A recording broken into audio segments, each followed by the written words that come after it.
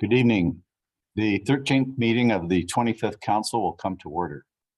All councilors are present. We have a couple people, a couple of councilors joining us shortly and via Zoom, Councilor Pena and Councilor Lewis. But we'll get started with the Pledge of Allegiance, led by Councilor Sanchez.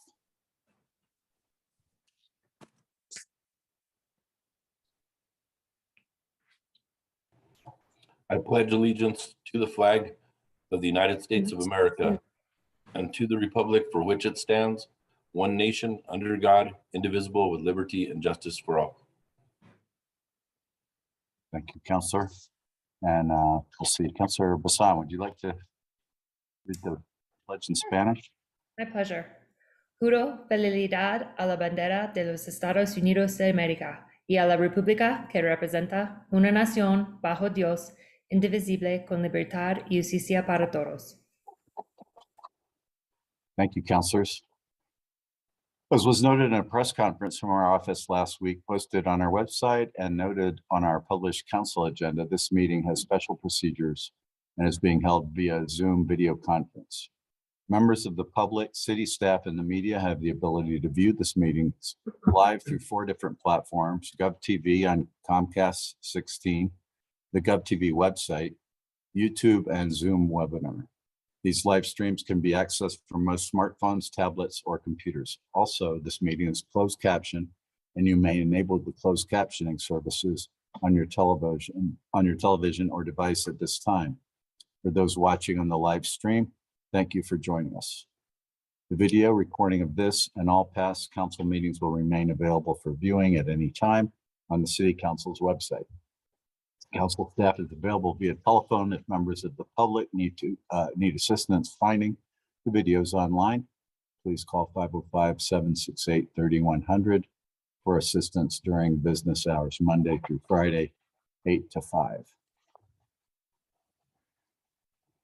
We have, moving on to proclamations and presentation, we have a presentation regarding the 2022 city redistricting process. And we'll have Petra Morris, our Associate Director of Planning and Policy Development, Council Services, Brian Sanderhoff, Brittany Koss, and Michael Sharp from Research and Polling Incorporated, and Catherine McGill, the chairperson of the 2022 Redistricting Committee.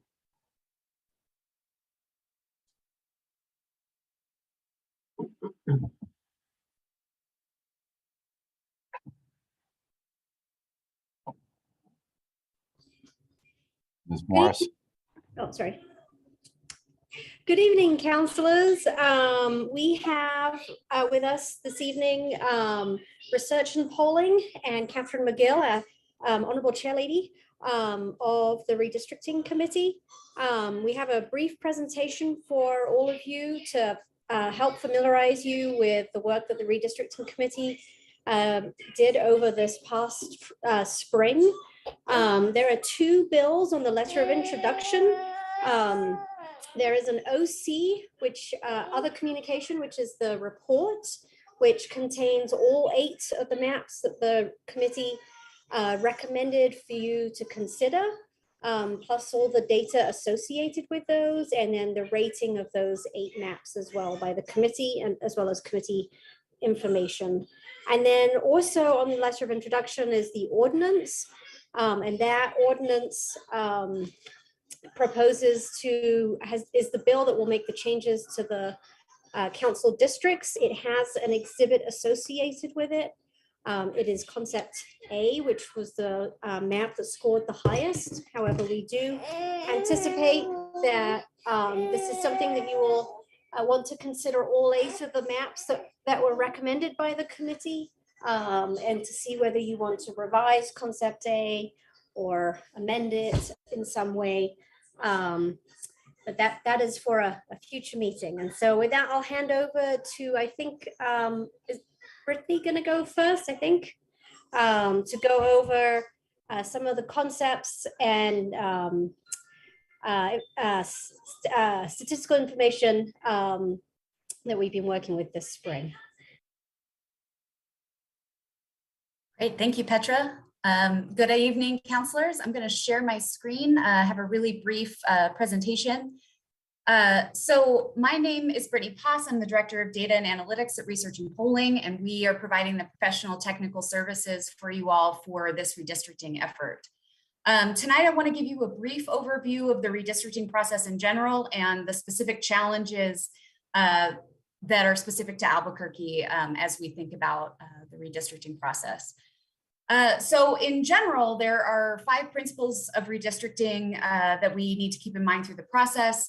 The redistricting committee was fully briefed on these principles, and these principles guided their work. So all 8 maps that you have in that report that were suggested by the committee, all of them have taken into account these principles, but I just wanted to mention them to you briefly. The first and perhaps most important is equal population. All districts have to be equal in population. New Mexico law allows that equal population can mean that all districts are within plus or minus 5% of perfectly equal, where perfectly equal is just the total population of the city divided by the 9 council districts. So there is a little bit of leeway, and we'll talk a little bit more about that in a second. Also, minority voting rights. Making sure that when we're drawing districts, we're not diluting the voting strength of communities of color, that we're drawing districts that allow communities of color to elect a candidate of their choice. Contiguity, just the idea that all parts of the district are connected in geographic space. This becomes one of the primary challenges that the redistricting committee ran into, which we'll talk about some more. Then there's compactness, which is making sure that the districts look as much like a circle or a square rather than a pencil or a snake. And then communities of interest, drawing maps that keep together groups with shared characteristics, shared lived experiences, or political concerns, keeping them in one district. Now, in terms of the actual data that we're looking at, the current city population, according to the 2020 census, which is the data we use for redistricting, is 564,550. And again, dividing that by 9 council districts, the ideal population for each district is about 62,000 folks. Again, New Mexico state law allows us to be within plus or minus 5% of that perfectly ideal district population. So all districts have to be in the range of about 59,000 people to about 66,000 people. All of the maps that you have recommended to you by the committee fall within this range. So what do the current districts look like? So this is a map of the current 9 council districts. You can see the district number on top in this map, and then underneath is the deviation from the ideal population according to the 2020 census. And again, remember, we want this to be within plus or minus 5%.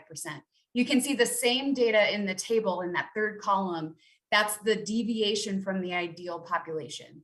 And so you can see that 6 of the 9 districts are within that plus or minus 5% allowable deviation from the ideal population. Districts 1, 2, 3, 4, 7, and 9 are all within that plus or minus 5%. That doesn't mean that those districts are always exactly the same in every plan. You can't ever really look at a district in isolation. They're often affected by surrounding districts, but those don't have sort of the challenges that District 5, for example, up there in the far sort of west side is almost 16% too large. That's where sort of most of the growth happened over the decade.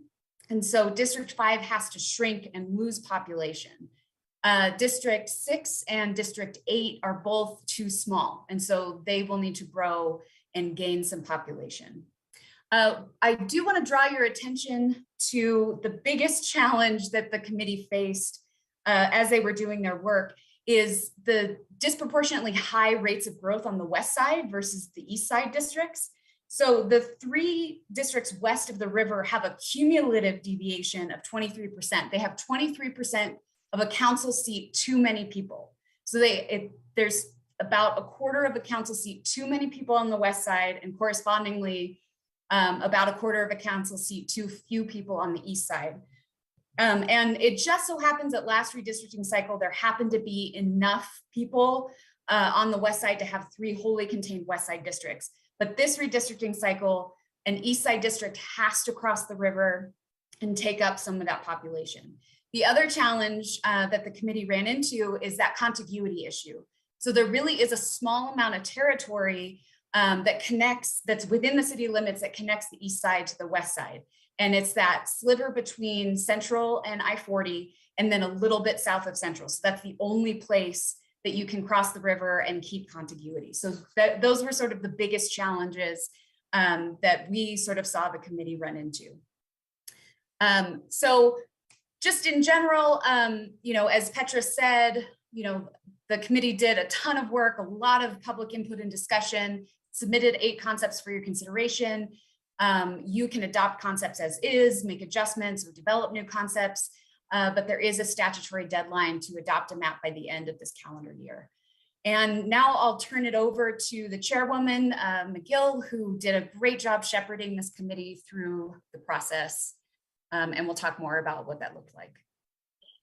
Thank you so much, Brittany, to the council president and members of the council. Good evening. I want to thank all of you for allowing us to make this presentation. And they told me I had about 5 minutes. I'm going to use all 5 minutes. We only get one chance in a decade to do this. And I will say to you, and it's not something that you haven't heard before, that these past couple of years have been brutal, but I firmly ascribe to Albert Einstein's belief that in the middle of difficulty lies opportunity. That said, I need to highlight some of the difficulties we have faced in getting to this moment of conferring our recommendations to this body. As the chair of the 2022 Redistricting Committee, I want to sincerely thank all the members and alternates from all 9 districts who suited up and showed up for all of the meetings over these past few months. We were civil, we had a few laughs, and every single member did their level best to steward a process that was open and transparent. In terms of communication, we created an e-newsletter, posted meeting updates and times on popular electronic platforms, even put some money behind boosting some of those posts, because quite frankly, we needed more people, more citizens to show up for the process. We sent press releases to the media and gained some coverage in print and on television and radio. Members of the public were encouraged to submit maps to inform city staff and consultants in defining those communities of interest using Districtor, a tool that would allow any community member to create a map for consideration. I want to thank all the community members who attended meetings, signed up for public comments, and especially those individuals and organizations who contributed maps that are being presented here tonight. As Brittany stated, we have 8 maps for consideration. After my remarks and in subsequent meetings, the consultants, the experts will address the nitty-gritty details of each of the maps that are presented for consideration. And as a committee, we chose to err on the side of inclusion. So we sent all 8 maps that met the rules and the principles of redistricting to this city council for review.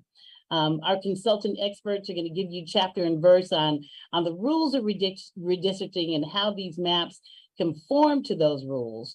But I believe that my role here is to address the overarching principle of redistricting, which is one person, one vote.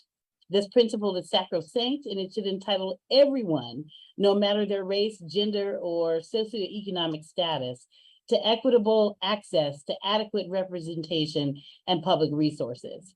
And therein lies the difficulty that Einstein referred to. First, the makeup of our city council in no way reflects the demographics of our population.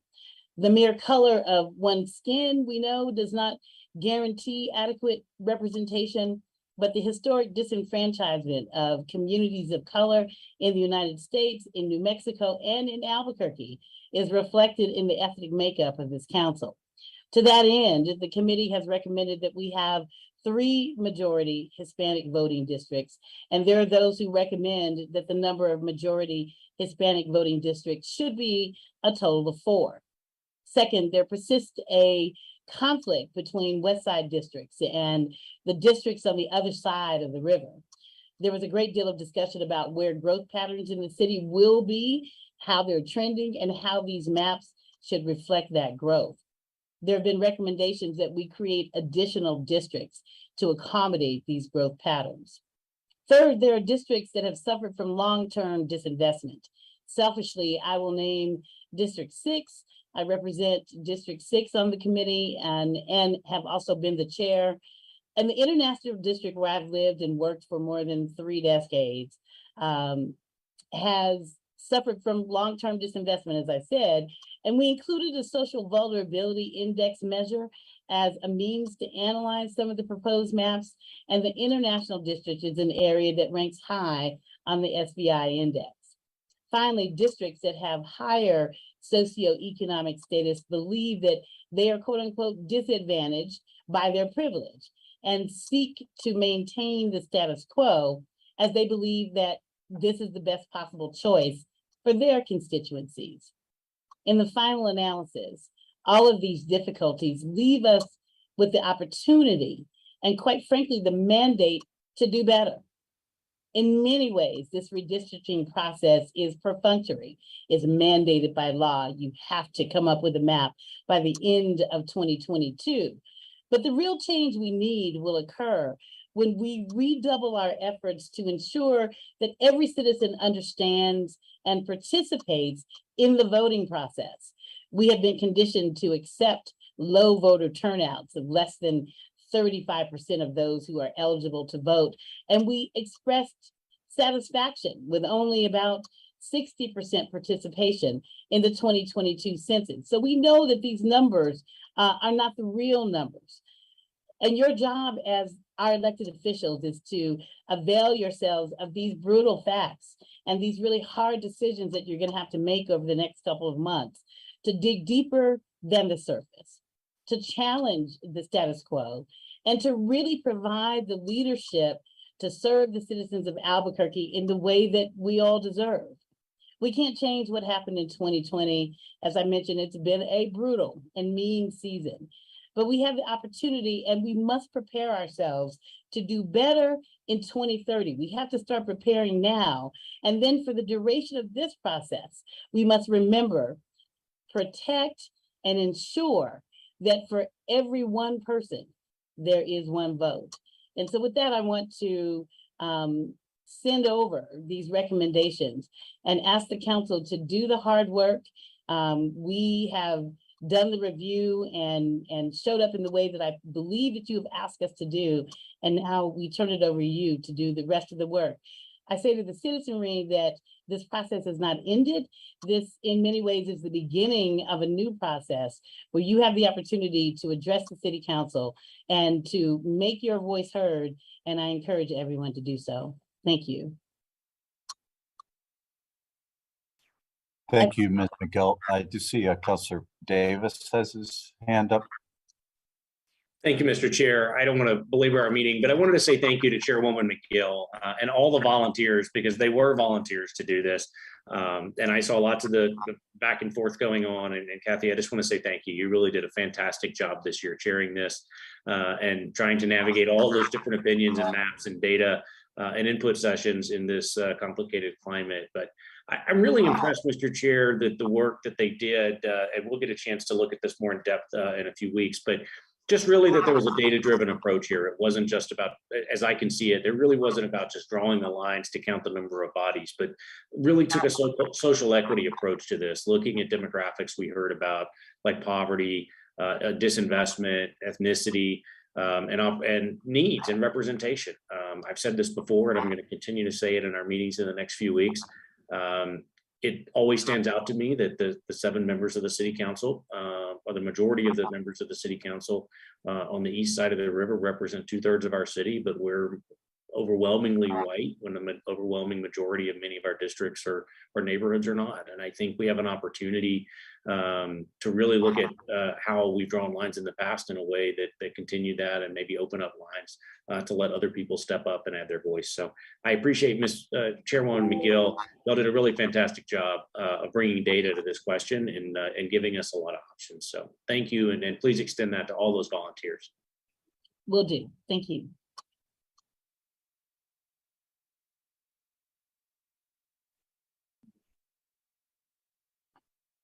Councilor Pena. Thank you, Mr. President. Yeah, I just want to echo what Councillor Davis stated. I just want to thank Ms. McGill and everybody who volunteered to do this. I know it took a lot of time and there was a lot of really committed and dedicated people really just trying to, everybody had their different ideas of trying to do the right thing. So I appreciate all the work that went into this. I have kind of a question, and I don't know if it's for Ms. McGill or the folks from Brian Sanderoff's office. I think who's on the line from Sanderoff's office?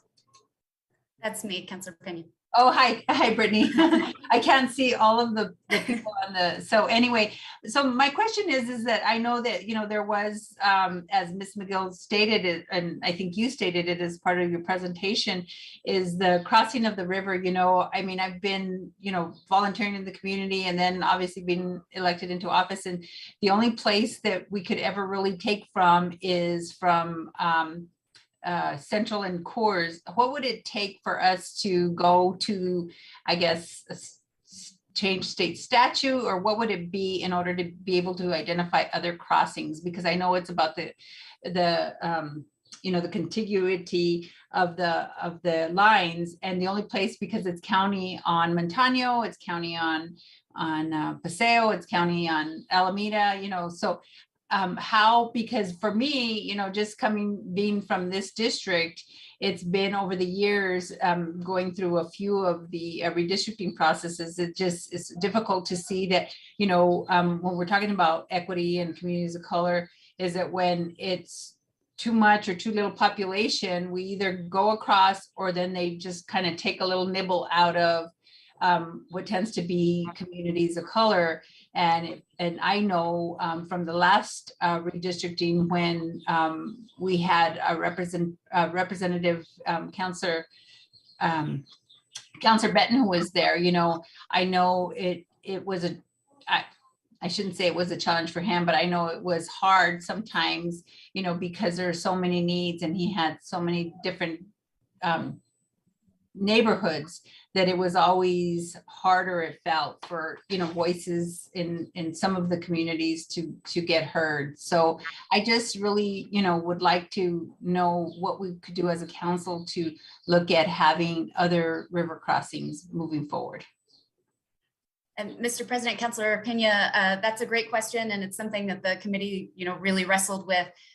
What it would take, though, practically is the city just annexing more territory along the river, whether it's along the road or either side of the river. But unfortunately, you're right. I mean, the only place to cross really is there, and it does impact communities of color. It's the Pat Hurley neighborhood, it's the West Mesa neighborhood that ends up in an East Side district, and it really is just because of the rules around contiguity and because of the way the city limits look. That it has to happen that way unless the city were to annex some territory. And there's no other way with state statute just because of the uniqueness of our city? President Benton and Councilor Pena, we actually did look into that. If we could sort of jump across the river, if there was any sort of rules about water boundaries, and we sort of poked around into that, and we didn't find anything that would support that in the law. So. Okay, thank you. I've had some discussion about this with our representatives from District 2, and one thing that we might look at in the future is that of all the crossings that you mentioned, Councilor Pena, Montano is a city facility, unlike the others, and that might be an opportunity there for the future. Okay, well, I'll go on with the presentation if there is any, or we open up for questions. President Benton, I think that was it from us. Okay. Councilors, any other questions or comments? I too want to thank everyone who volunteered. I was very impressed with the diligence of our District 2 representatives, and it seems like there was really good dialogue on the committee. And Councilor Benton, yes, please. Council, I just wanted to say that there will be in-depth review of the maps, I believe, in the September meeting. And so I hope that we will continue to inform the constituencies of the opportunity to come back and hear again what's happening with each one of the maps that we presented. And again, I want everyone to know that while they might read the legislation and only see one of the maps presented, we're constrained from putting all of them in, but all of them are under consideration, and we want everyone to come back in September for that analysis. Thanks very much, Kathy. Thanks for your leadership. All right, if there are no other questions or comments, we will move on to the next presentation, which is a presentation from the administration regarding the Department of Justice agreement. Good afternoon, Mr. President and members of the council. It's nice to see all of you back from hopefully a well-rested July for you all. And just wanted to give you an opportunity here to get a little bit of information as it relates to our progress, if you will, with the CASA issue. Last week, we had a court, if you will, check-in on the independent monitor's report. And I'd like to have, if you don't mind, Mr. President, Corey Lowe, who is our point person at APD, and Lauren Keefe, make a presentation on our progress, and then give you all an opportunity to ask any questions if you'd like. Very good. Thank you. Proceed. Good evening, Council President, members of the council. I just wanted to provide an overview of the court hearing that we had last week on July 26th of 2022. The overall, the city found that the court hearing was very positive, as it reflected in the 15th monitoring report, and the city has reached its highest compliance levels to date. One of the main focal points throughout the court hearing was verifying with the was feasible. And the good news part about that is both the DOJ and the monitoring team at various different times during the hearing all stated they believe it could be feasible. I mean, obviously that takes a lot of time and planning and working with everyone in order to make sure that we can reach that goal, but that is one that we are going to aggressively try to make. The Department of Justice also had several speakers in that they talked about numerous areas where they observed improvements with APD's operations. These improvements range from use of force investigations. This includes the quality and timeliness of use of force investigations and the misconduct and the findings that come along with it. Overall, administrative investigations done and conducted by our internal affairs professional standards, or our traditional IA function.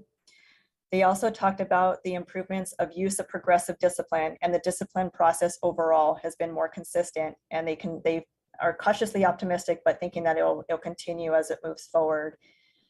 One of the areas they did talk about as well is the implementation of the training plans. And just keep in mind, this is the area that got us in the huge difference between primary to secondary. Those were all because we completed the training in 2021. And the last one was they were cautiously optimistic, but that's with creating and building the data division, because heavily out of the remaining paragraphs, they're going to be mostly data driven. And that's what's going to be able to show that we're meeting compliance or if we're lacking behind. So that's a basic overall of the day. It did go the full 8 hours, but there was a lot of good stuff. And we do understand that we have a lot of work ahead of us, but that's why we'll be focusing on areas that are not in operational compliance and making progress in the remaining areas of the settlement agreement.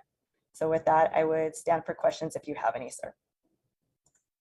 Corey, before we go to questions, I think that they missed, for some reason, your video got delayed a bit, and we did not hear your comment about the 2-year understanding. If you might go over that one more time. Sure. So one of the focal points during the hearing was the judge was actually asking several speakers if they believe that the 2-year plan to reach operational compliance was something that we could achieve. And the good news was, as everyone that went up there, to include Dr. Chinger and members of the monitoring team and DOJ, they all believe that it could be feasible. And at this point, we're just really going to focus on our action items and being able to determine those remaining paragraphs that are not in operational, put them in there and put our full effort into the next 2 years.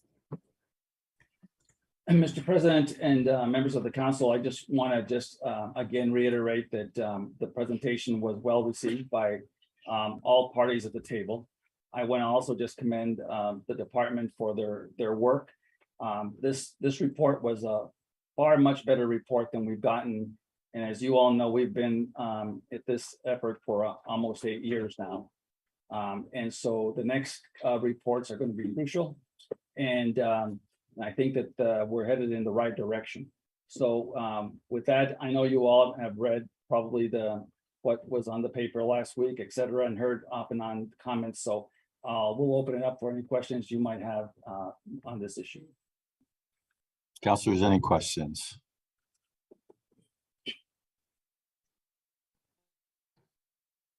I'm not seeing any. Mr. President, I have a question. Yes, Councilor Sanchez. Ms. Lowe, what I'm looking at is I just wanted to make sure where we're at on the areas of compliance and what the percentage is in reference to it. How's the breakdown? For example, I know we already got rid of 60 paragraphs. What's the breakdown on the rest? Is there like 30% more, 20% more? Where are we at? And I know there's different standards of compliance. And can you break that down for us and just give us an idea of where we're at in reference to the compliance and how many are closer to compliance and how many we still have a ways to go on? Yes, Councilor Sanchez, thank you. Yes, we have 81 paragraphs that are left that are not in operational compliance.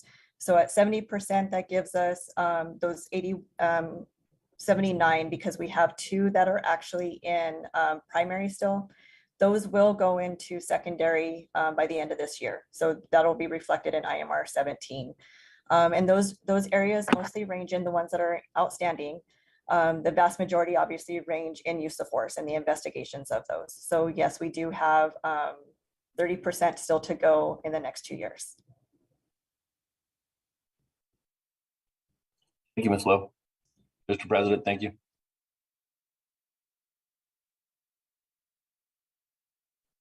All right, anyone else with questions, councilors? Seeing none, thanks for the presentation. And I'm sure I speak for the council that we're pleased to see progress. We do not have an economic development discussion tonight, so we will move to general public comments. Hello to those joining us to provide general public comment. Members of the public will be called upon to address the council if they have signed up for live general public comment per the instructions published on the agenda and on our website Friday. Speakers will be moved into the meeting room 2 at a time and will remain muted with their camera off until they are called upon to speak, at which point they can turn on their camera, unmute themselves, and will have 1.5 minutes to provide comments to the council. After that, they will again be muted and return to an attendee of the Zoom webinar. Here are the public comment ground rules. Again, each participant has 1.5 minutes to present. Comments are to be addressed to the councilors only through the council president. Any disruptive conduct will result in removal from the Zoom webinar. Mr. Moya, please call the name of the first speakers. Thank you, Mr. President. The first speaker is Tim Lyons. Good evening, Mr. President, members of the council. My name is Tim Lyons. I serve as the interim director of conservation for the New Mexico Biopark Society. The New Mexico Biopark Society is the support organization for the Albuquerque Biopark. What critics of zoos and aquariums sometimes forget to acknowledge is the role that they have played and continue to play in safeguarding species extinction and biodiversity loss in our communities and around the globe. I'm speaking today to remind council and public of the critical conservation work that the Albuquerque Biopark supports.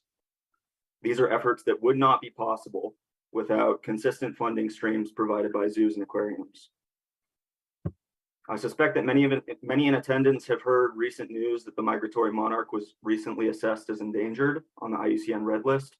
But what you may not know is that the ABQ Biopark led the assessment and listing process for that species, as well as 2,000 others in the last 4 years. Zoos and aquariums are furthering protections for this species and many others. Our conservation impact extends quite broadly into New Mexico's landscapes. For example, since 1983, we've worked with the U.S. Fish and Wildlife Service to restore Mexican gray wolf in its historical range, including treating, rehabilitating, and re-releasing wolves like the notable Mr. Goodbar in February of 2022. We sustain populations of critically endangered fishes like the Rio Grande silvery minnow through collaborative monitoring, captive breeding, and reintroduction efforts. We maintain a conservation seed bank that will become the only repository in the world for rare and threatened New Mexican flora. Thank you, Tim. Your time is up. Thank you. Thank you. Our next speaker is Bruce Heinrichs.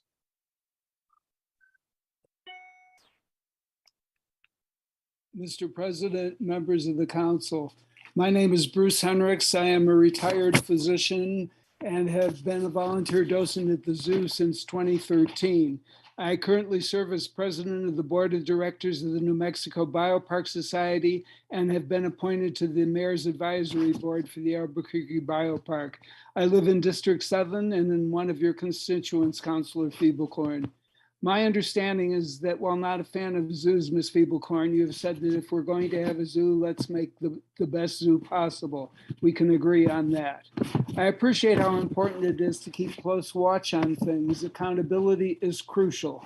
What is difficult for me to understand, Counselor, is that when you saw things in the Heritage Farm that concerned you, although you had the power to reach out to those in charge to make immediate changes, you waited 3 weeks to air your concerns at a city council meeting. If you love animals as you say you do, it seems you would have and should have intervened immediately. Perhaps your concerns were not really as grave as you claim them to be. Surely the council's time would be better spent on issues of more pressing import, homelessness, mental health, and violent crime than second-guessing the excellent animal husbandry at the biopark. Instead of grandstanding at council meetings, Councilor Feeblecorn, instead of fighting each other, help us help animals at the biopark by forming a collaborative working relationship of the city council, the biopark staff, and the Department of Arts and Culture that will ensure that the biopark animals continue to have the best care possible. Thank you for your time. Thank you. Our next speaker is Cynthia Rodriguez.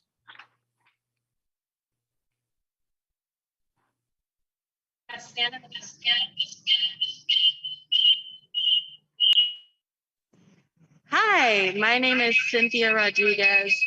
I am an organizer in Albuquerque, and I want to talk about the housing crisis that we're actually facing in the city. You can see behind me, there's multiple people who also are watching the rents increase here in the city. And so far, all I've been able to see is mayor's plans for displacing already homeless people with no plans, quote, it doesn't matter, that there's not a plan set in place. And we really want to make the demand that city council here and the mayor declare a public health emergency in order to freeze the rents and the evictions that are happening that are going to affect Albuquerque people all across the city. We're already seeing it. The encampments are growing, and all we're hearing is that there's no solution, there's nowhere to house people, but that's a lie, because there are 4 houses for every 1 homeless person. It's ridiculous that you can say that the park, Coronado Park, has a public health concern, but you're not concerned about how to house these people, which would actually eliminate the public house concern. These are people that don't even have access to a bathroom because they don't have a house. That's where the public health concern comes from. These people are being forced to live outside. You're telling them that they can go to a shelter that's miles away, where a lot of them already feel triggered by, because they've been in police, they've been to prison, they don't want to go back. And there's thousands of Albuquerque residents that are going to be forced into the streets now because there's no solution to the rising rents. I work at a nonprofit, and I've received many phone calls from people saying that their rents have gone from $400 a month to $800 a month. No average person can take that rent increase. It's not realistic. Who has an extra $400 a month? Not me. Maybe there's people on the Zoom call that are in city council or in the mayor's office that do, but none of us sitting in this office do. I can guarantee you that. So we really demand, we want you to take this seriously. We want you to have a public health emergency, and we want you to put a freeze on the rent hikes. Mr. President, if you don't mind, can I ask Cynthia a logistical question very briefly about other people that are signed up that may be in that room?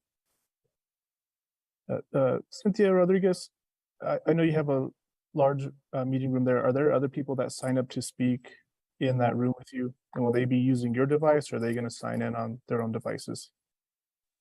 They have their own devices. Great, thank you so much. Our next speaker is Maureen Maurer.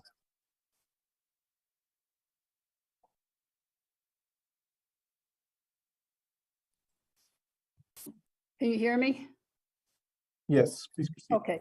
Sorry, Mr. President, members of the council, thank you for the opportunity to speak this evening. My name is Maureen Maurer. I'm a retired pediatric dietitian, and I've been a zoo volunteer education docent at the zoo for the last 17 years, and I also reside in District 7.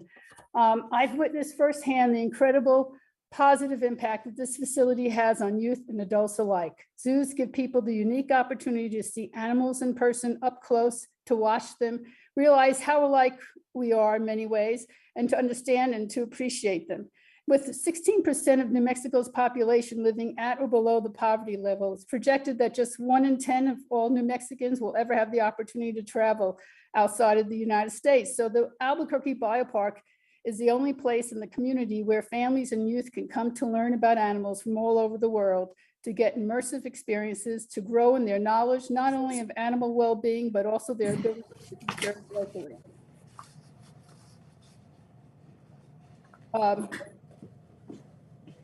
So I say, let's continue to support this important community resource, a resource that encourages stronger connections with nature and wildlife, one that instills a sense of wonderment and curiosity about the natural world and conservation. Thank you. Thank you. Our next speaker is Donald Porter. Hello, can you hear me? Yes, we can. Please proceed. Thank you.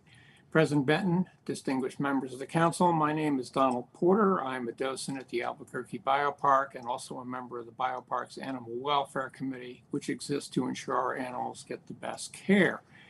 I speak today because I am concerned about the effect recent adverse publicity about the Biopark may have on City Council members. Therefore, I want to explain how we give our animals the best possible care and the value your Biopark brings to the people of Albuquerque and New Mexico. How do we give our animals their best life? We are redesigning their enclosures to be larger, closely mimic their natural habitat, and thus allow them more opportunities for natural behaviors. We also care about the animal's social and psychological health. All animals live in social structures identical to how they would live in the wild.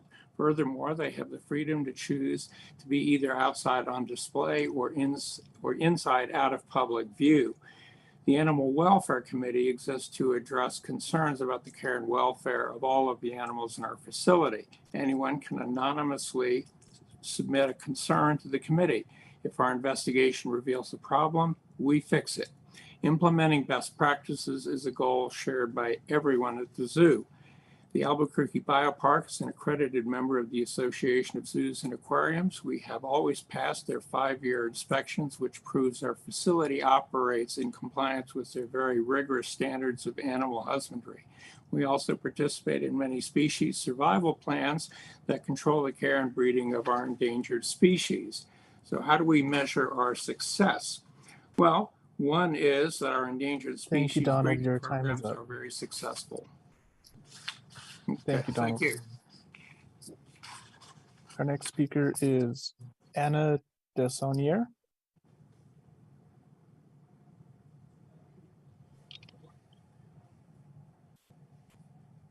Hi there. Hi there. Oops. Sorry, give me one second. Yeah, hi, my name's Anna Desonier, and I'm an organizer here in Albuquerque with the People's Housing Project. Since November, we've been knocking on Albuquerque residents' doors. We've knocked on about 3,000, and every single time we go out, we talk to people who are terrified about being homeless. You know, the landlords have been serving New Mexicans with rent increases that can range anywhere from $100 to $500 in a single month.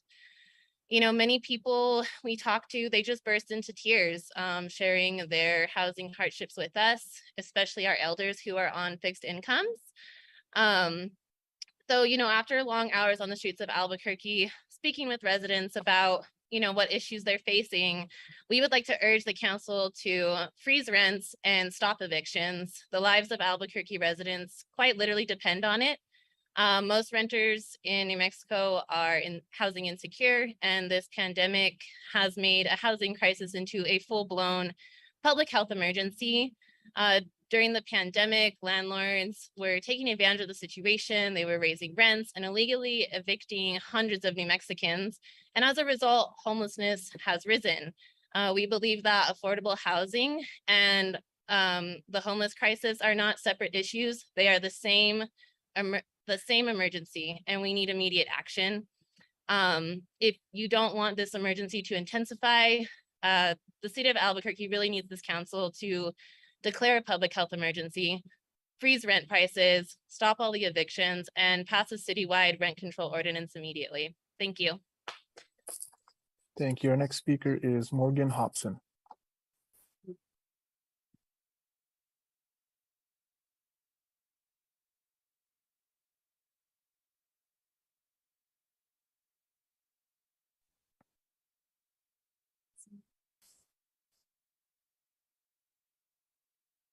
Hi. Sorry, 1 second. I'm just gonna move to this sound. Go ahead. So I'm with PSL today as a mental health professional. It's very well and extensively documented by research and science that mental health care and public health and safety are contingent upon access to affordable housing. So it's also well documented by New Mexico Department of Public Health Reports 2022, National Survey on Drug Use and Health in 2022, Kaiser Family Foundation, that drug overdose deaths, suicide rates, and major mental health concerns in New Mexico is much higher than the national average, and youth in New Mexico have a significantly higher rate than adults. So Albuquerque plays a very large role in this situation. There's a public analysis from 2016 of affordable housing in U.S. shrinking cities from neighborhoods of despair to neighborhoods of opportunity that states in comparison to other cities analyzed, Albuquerque has a shockingly low percentage of affordable housing units in comparison to market rates, despite 51% of cities' populations qualifying for affordable housing. So these people are people who are students, workers, they want to contribute to Albuquerque. And, you know, as someone who, I grew up in Texas, I've lived in the Bay, I've lived in Colorado, like eyes are on, you know, Albuquerque now, especially after Roe v. Wade. And Albuquerque has a long standing history, you know, way before 2L lands were Albuquerque, of taking care of community. And so if we want to really take care of citizens, gentrifying, you know, projects are not going to help the situation. So we really want Mayor Keller, the city council, to use these emergency powers, as a lot of my comrades have said, to stop evictions and declare a public health emergency, because our mental health, our suicide rates, our youth are contingent upon this. Thank you. Thank you. Our next speaker is Bex Hampton.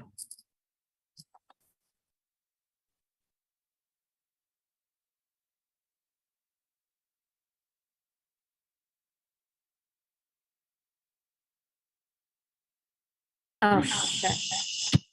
Oh. That's me. Could you turn on your volume? Sorry, 1 moment. Hi, my name is Bex. I'm an organizer with the People's Housing Project. I'm also here with many other community members today that want to support the demands that City Council do something to address skyrocketing rents.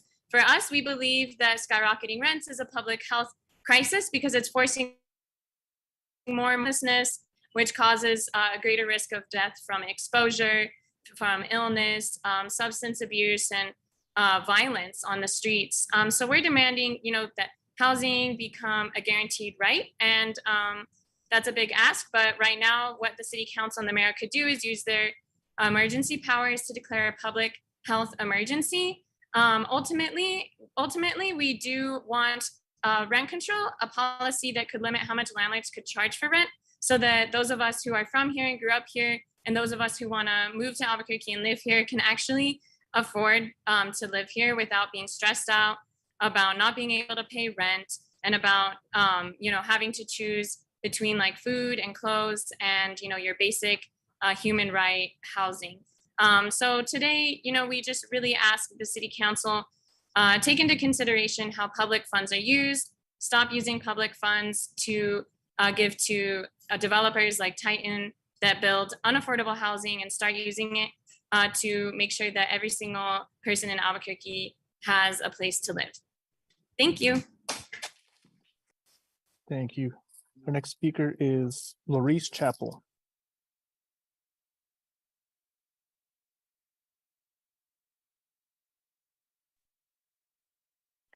Our city has stopped enforcing our laws and we are losing our quality of life. As the elected representatives, what do you see when you look out your windows?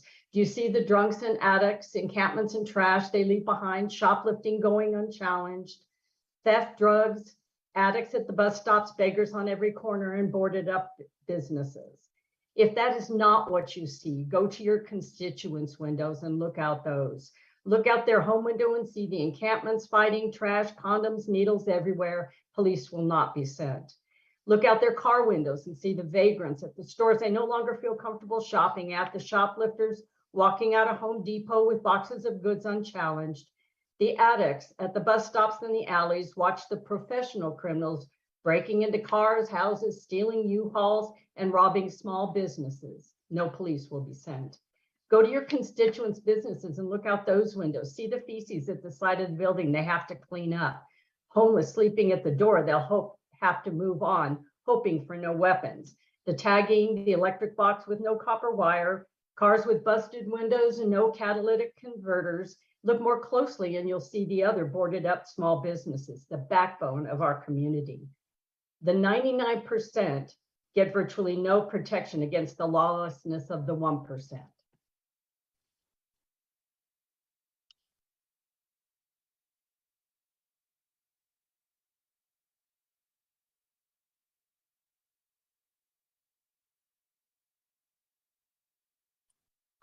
Thank you. Our next speaker is Tony Wallace.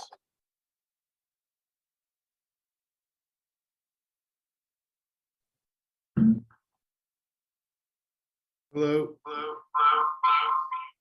My name is Tony Wallace. I run a student-led organization called Free Living Tech out of UNM. And we just want to quickly ask that city councilors work with the city to stop displacement and to sanction encampments that already exist, make them safe places for the peoples who are living there. They are the victims. Businesses are not the victims. Residents with houses are not the victims. Thank you. Thank you. Our next speaker is Tazula Prop.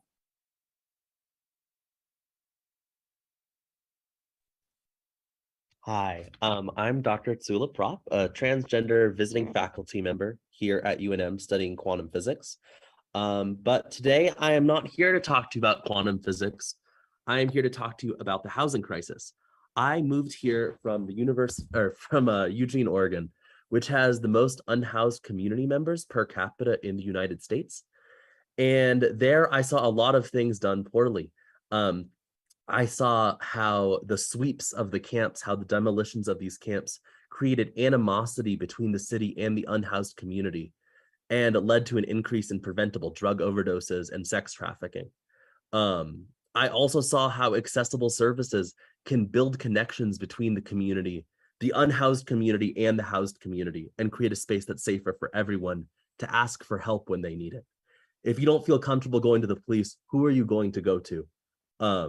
If that's the only service you have. This problem isn't going away and will only get worse here in Albuquerque. Rent is increasing for many community members at an alarming rate, and there are no rules to stop rent increases. I have a friend who's being displaced by a 60% rent increase from this time last year, and there is nothing to stop this happening across the board. I am asking you all to declare a public health emergency to freeze the rent and stop evictions and stop sweeping the unhoused camps. Also, I'm also looking for safe, affordable housing. So if anyone has any leads, please find me on Facebook. Thank you. Thank you. Our next speaker is Crystal Carmichael.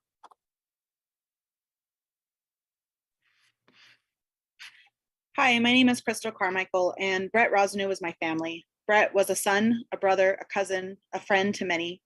Brett was just 15 years old. Brett was a person of color. He was smart, talented, athletic, funny, and one of the kindest young men you would have ever met. Brett loved to take things apart and figure out how they worked, building new stuff with the pieces. He was small for his age, but mighty. And did I mention Brett was funny? He loved making people laugh. What Brett lacked in height, he made up for humor and quick wit. I shouldn't have to tell you who Brett was because Brett should be alive right now, but he's not. He was murdered. He was murdered by people during a SWAT raid that shouldn't have ever happened. Brett was murdered by those supposed to serve and protect. We will never know why Brett was in that house with Quaint Kelly. We will never understand why he ran and hid in the house or if he was against his will. We will never know why Brett didn't exit the house when he was told to. And we will never know his truth, Brett's truth, because it died with him that day. In 2009, the neighborhood known as the War Zone got a name change. The International District is supposed to represent the diversity of its people and culture rather than its crime. But since then, APD continues to use military weapons, SWAT raids, forced entry, quick knock and no knock warrants on its residents. How are we supposed to rebrand a neighborhood if the city treats its people like war criminals without regard for casualties? Right now, this is nothing but slavery and eradication. You ignore the real problems like poverty, drugs, alcohol, mental health until crime is the only option, and then it's either jail or a death sentence without conviction. I understand our officers are understaffed and underpaid. Hell, we all are, but this is no excuse for police brutality on our most vulnerable. This is time to find new ways, spend money on mental health training, restorative justice, meeting the community's needs rather than destroying it. I may not live in the International District. Thank you. Time's up. Our next speaker is Carla Sontag. Good evening, Mr. President and councilors. I'm Carla Sontag, the president of the New Mexico Business Coalition. I'm speaking tonight against the expansion of homeless facilities without a solid plan of action. We are concerned about the safety and welfare of the homeless, as well as the citizens of this city. Over 18,000 emails have been sent opposing safe outdoor spaces because it has been rushed and is not addressing the needs of our citizens, homeless or otherwise. On behalf of the New Mexico Business Coalition, we support a moratorium for 1 year on any safe outdoor spaces. We also support the repeal of safe outdoor spaces from the current IDO. It is time for real solutions, not rushed activities which appear to do good but actually cause harm. We have seen the homeless harmed, and we know that crime is up significantly overall. Please support the moratorium and repeal of the safe outdoor spaces. Thank you.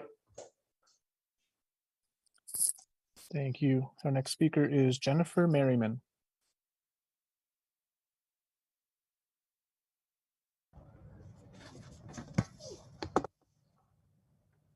Is my video on? There you go. Okay. Hello, city councilors.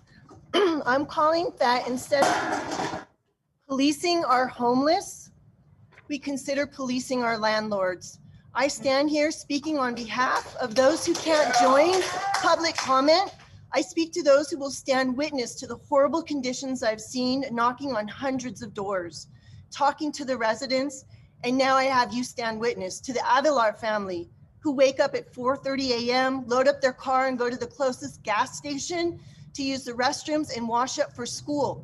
Why? They haven't had water for 6 months during the months of November, December, January, February, March, and April. You stand witness. David, Jacob, Sheila, Catherine, her daughters, Lily and Sarah, 4 and 7. Lily has bloody noses every day and suffers from heat exhaustion. David's heart condition is now critical. Sheila is mobilized with migraines. Why? They haven't had AC since April.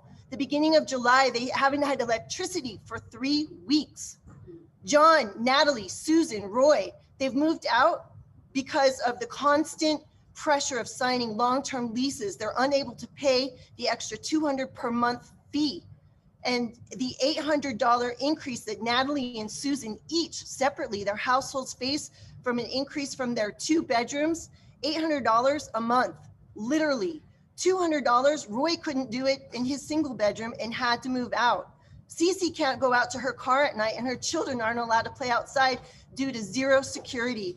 We viewed old thermostats, working broken, no fire extinguishers, fire extinguishers whose inspection tags are due Fire alarms are gone. There's zero carbon Jennifer. monoxide, and waters are testing high with lead. Policing should be on the landlords. This is outrageous. Jennifer. And Your time why is up. feed into the next step for these folks into homelessness? Put a freeze on rent. This is a public health concern on many accounts. Thank you, Jennifer. Your time Thank is you. up. Our next speaker is Lisa Christopherson.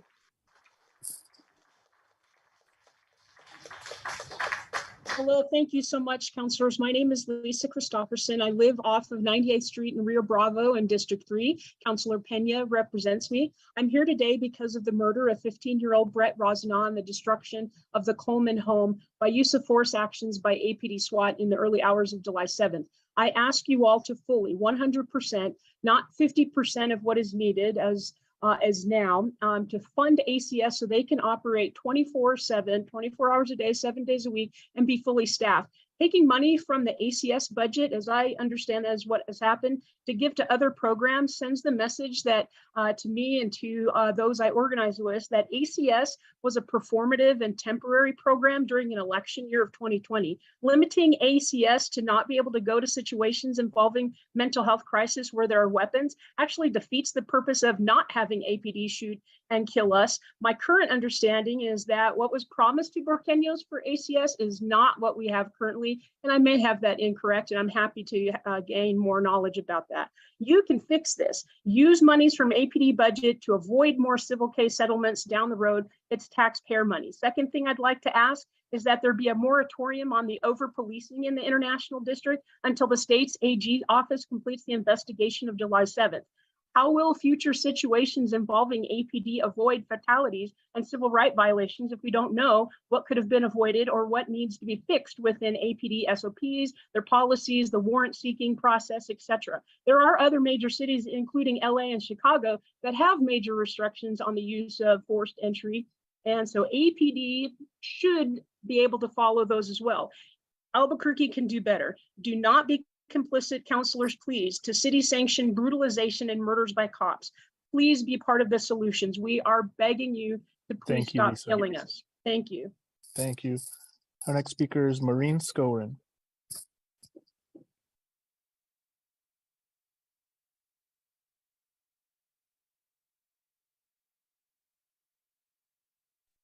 Sorry, I just realized I was muted. So in the recent past, the council passed changes to allow approved homeless encampments. And now there's talk of reversing that decision. But I urge you to keep allowing the approved homeless encampments. So wishing the problem away is not going to help. Even if you want to put them in jail, which I do not, the jail does not have the capacity. Moving them from one place to another is not a solution. Inaction is not a solution. If you have the approved homeless encampments, there will be security and sanitation. The homeless will benefit.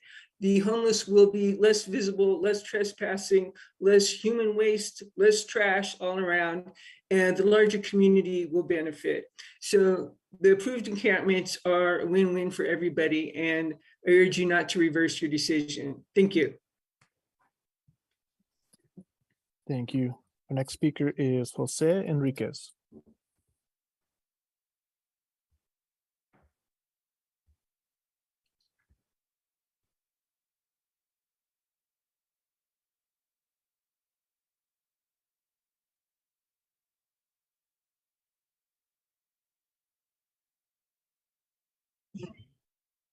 Good evening, everyone. My name is Jose Enriquez. I'm a member of the People's Housing Project. I'm also a member of the Southwest Carpenters Union, where I'm a journeyman carpenter.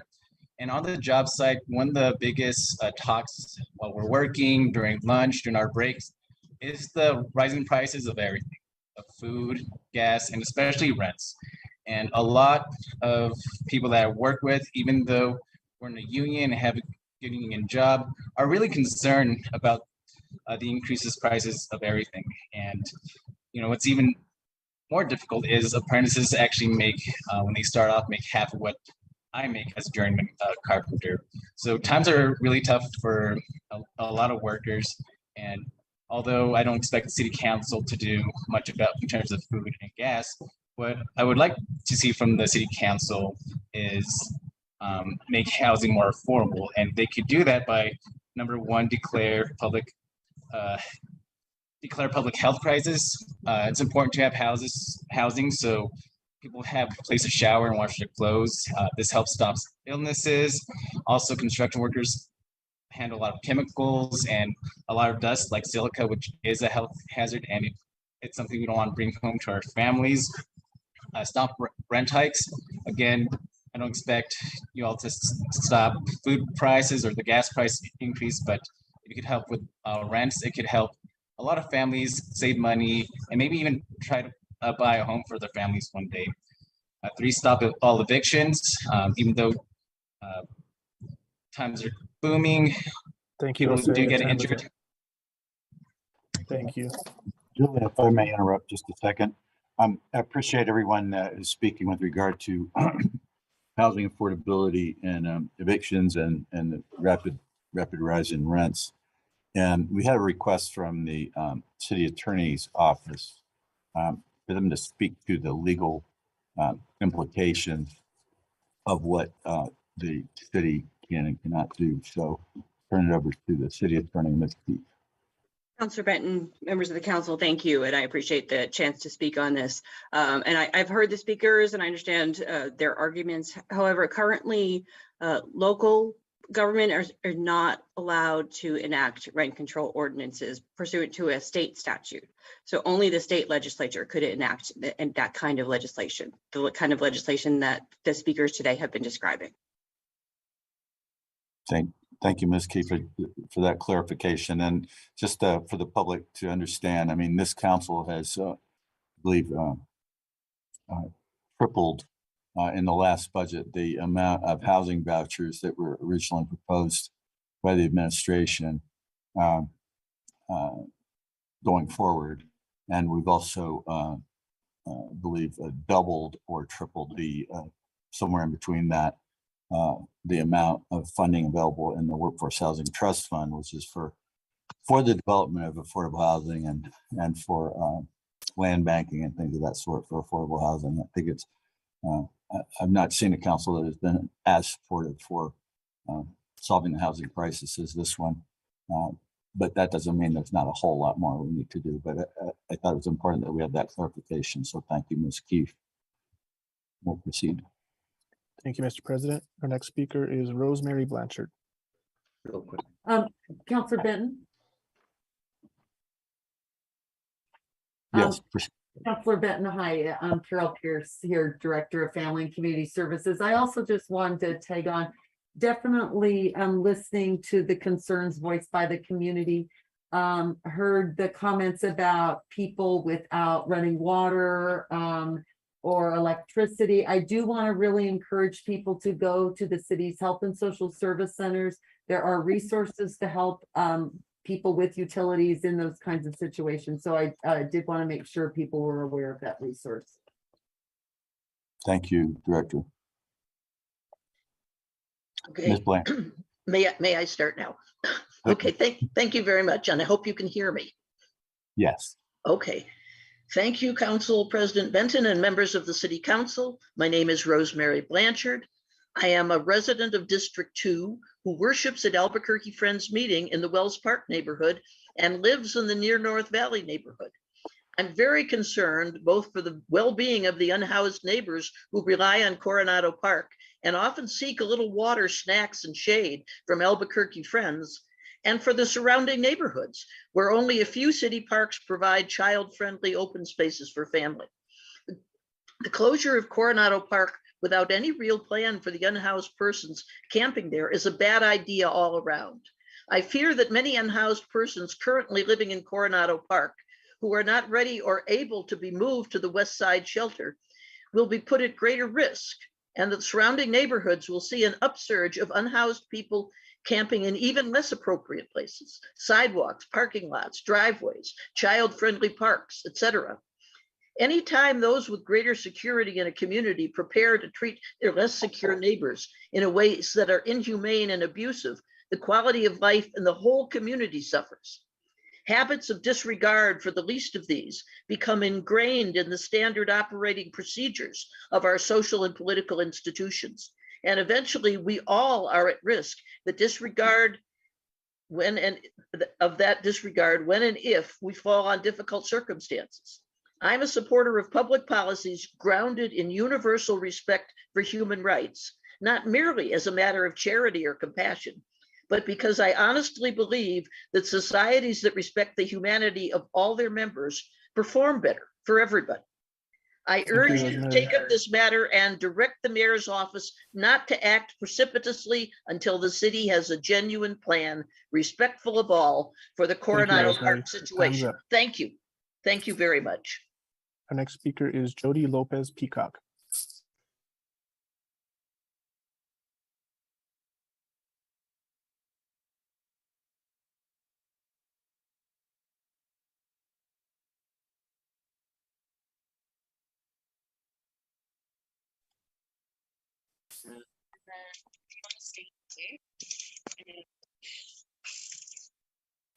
Hello.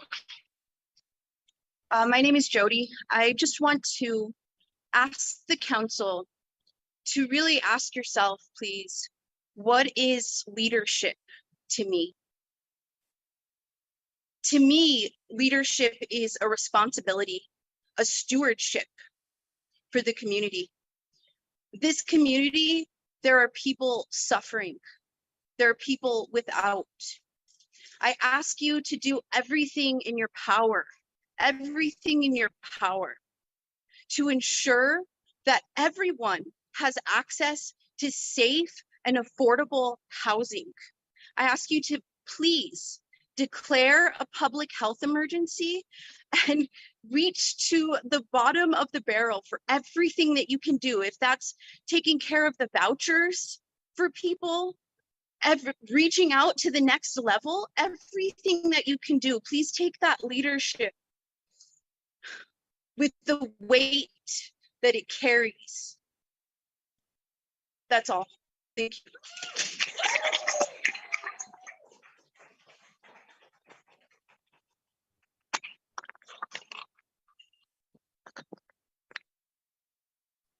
Mr. President, that'll conclude general public comment. We had a handful of people that did not attend the meeting that signed up for public comment, so that'll conclude. All right, thank you. And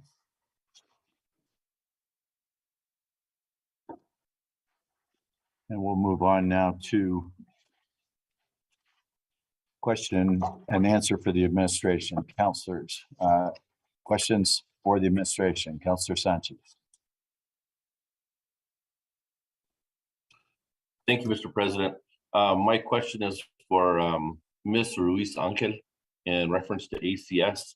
And several meetings back, I asked her to produce the percentage of calls that ACS has helped APD with over the last several months. I know it was a very small percentage, and I wanted to know if that if there has been an increase or if we've actually we're still in the same as we were when the year started at about a 1% help to APD.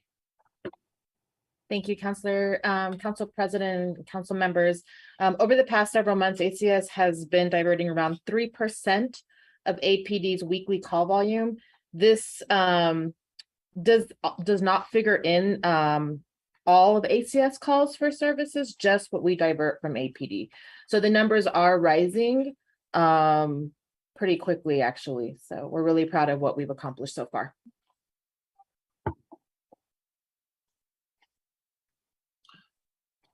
Thank you so much, Ms. Ruiz Angel. If you can kind of keep an ongoing tab on that so that we can make sure that we are definitely helping. And I wouldn't mind seeing what calls for service that we are helping on and diverting. So thank you so much. Appreciate it. Absolutely, Councilor. And we'll make sure to even do send over some additional stats. Thank you. Thank you, Mr. President. Thank you. I have a couple other questions coming up. I'm going to jump the queue a little bit myself as Councilor for District 2 with regard to the Coronado Park question that was raised in general public comment. I'd like to ask Mr. Ryle to give us an update on the status at Coronado Park and what's being considered for the longer term. Thank you, Mr. President, and members of the council. As you all know, we announced that we were going to move forward with closing Coronado Park in the month of August. We gave ourselves enough of a lead time to do several things. One is evaluated the data coming in from APD as it relates to what was happening at the park on a day-to-day basis, the number of calls, the assaults, the arrests, and all of the illegal activity that was happening at the park. It appeared to us that the information and the data that we were getting over the last months, that things were getting progressively more and more challenging for the residents of the park, if you will, those that were at the park, especially late into the evenings, the drug usage, the preying on innocent folks, and particularly women at night, et cetera, just made the park issue even more untenable as it relates to its use. As you all know, we conduct every other week a cleanup effort that really is led by our FCS and ACS and solid waste departments and parks to clean the park. A number of folks that resistant to moving out of the park and the amount of property, if you will, that they accumulate on a weekly basis, it was taking a large volume of time, if you will, almost a full day to get the park just for folks just to move out of the park.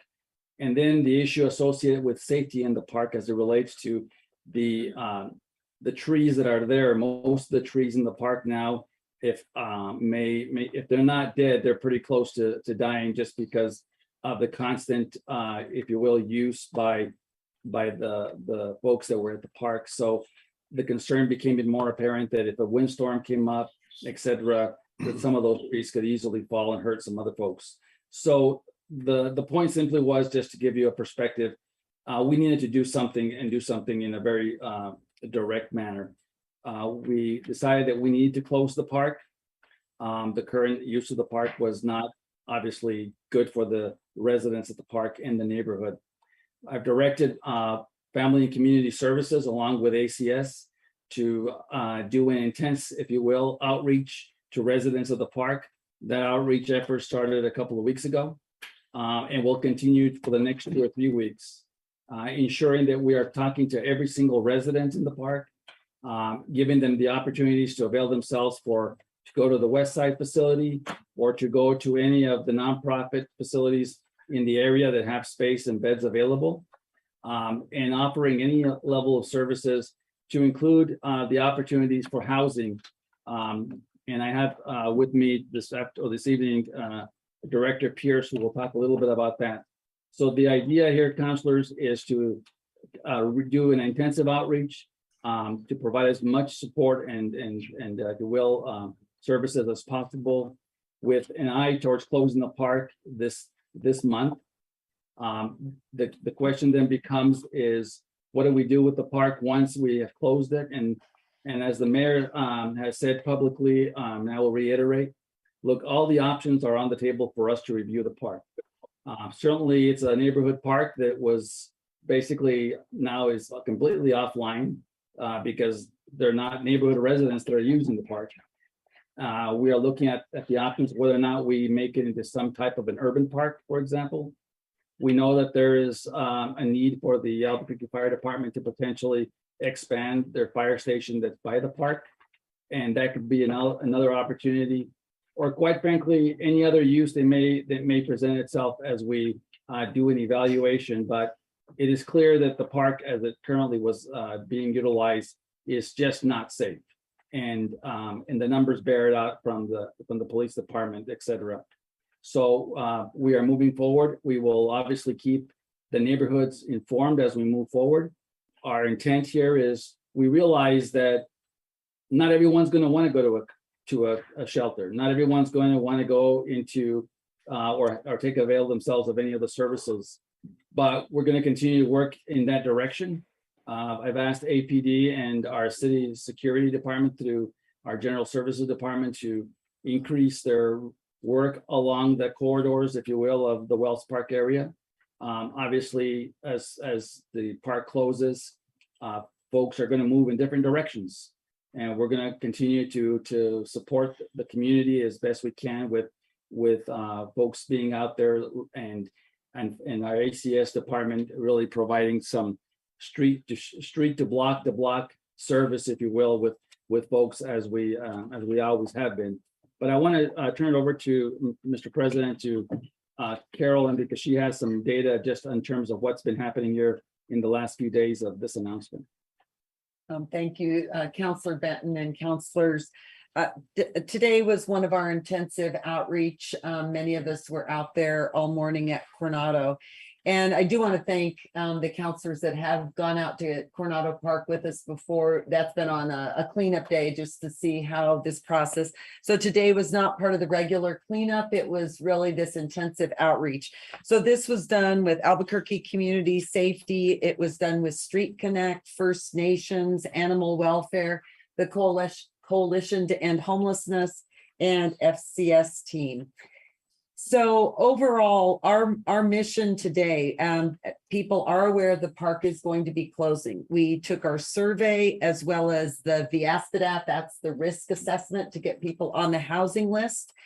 Overall, we conducted 72 surveys, and this survey is really about letting people know that the park is going to close. Here's what some of our options are. We had transport ready to take people to shelter or whatever might be next. What happened today is a total of 7 people are no longer in the park. 7 of those folks, 3 people were transported by ACS to get to Street Connect for further assessment. And these people were part of now Street Connect and no longer there at the park. We had 1 person go to the emergency room. We did have medical people with us making assessments on site. 8 people also completed the VASPDAT. And as we complete our intensive outreach, we will have the full statistics knowing how many have completed the risk assessment, how many are on that housing list to get into housing. I will say also, we appreciated animal welfare being out there. There were 7 pets on site. Animal welfare provided leashes, food, etc. And so we will continue on this outreach tomorrow. I will say that we anticipated knowing that often one of the biggest needs is shoes. ACS rallied to get a lot of shoes on hand from our Health and Social Service Department. I think it just really speaks to really the condition of some of our people out there, these Albuquerque residents, that to really get from point A to point B without shoes makes it tremendously difficult. So we will be back out there tomorrow to continue this assessment and to really help link people to the next step. And I might turn to my colleague, Director Ruiz Angel, to add any additional pieces. Thank you, Carol, and thank you, Council President and councilors. Just to piggyback, and nothing major, and I have some questions that I think Councilor Grout might be asking just about how often and what our numbers look like in regards to transport. But separate from that, I think this is going to be right. We'll have a better understanding and idea of where we're at in regards to people's needs and if they've been connected to services over the next week or 2, in which we'll be able to give better updates. So with that, Mr. President, we'll continue to move forward and work with the population there at the park. But it is very clear that the park needs some major work. It's unsafe, and we can't, in good conscience, leave it open and leave it operating as it currently exists until we make some modifications and some decisions. Could I add one other piece? Thank you, Mr. Ryle. We'll move on now to Councilor Lewis, followed by Councilor Grout. Thank you, Mr. President. That's the question for Mr. Ryle or Director Pierce. The same procedure or policy that we're using for Coronado Park, the efforts that you're putting into it in August and currently right now to start with, the efforts, the personnel, and the policy. Is there any reason why that's not a good policy for every other part of the city where people are living in public places. Do we see that differently? I mean, there's same, the danger. We're saying that our policy is that people should not live in Coronado Park. Can we apply that same policy to every other part of the city and put the same resources into those other parts of the city where people are living in public places? Same that we're doing with Coronado. Mr. President and Councilor Lewis, the short answer or the quick answer to your question is yes, we can apply the same policies across the city, and we often times attempt to get there. The challenge with this particular one, obviously, is the size and the number of people in the park and the activities occurring.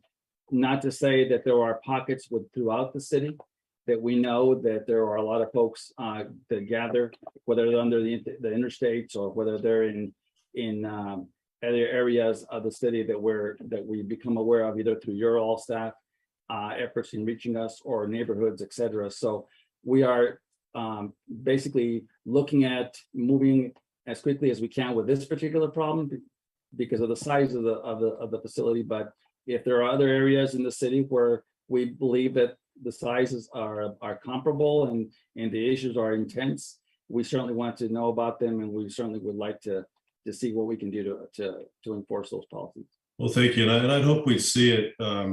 Whether there's 2 or 3 people living in a public place, and the dangers of that, and I hope we'd see it the same as in many ways as what the situation is at Coronado Park, and it's not safe, it's not compassionate to allow that to happen, and certainly people are in danger themselves, and there's a lot of this. I mean, the same thing. I mean, the only difference is I think we can apply the same resources to these other areas and be able to solve those issues in other areas just as quickly. And so I hope we put those kind of efforts in everywhere in the city and apply the same kind of policy.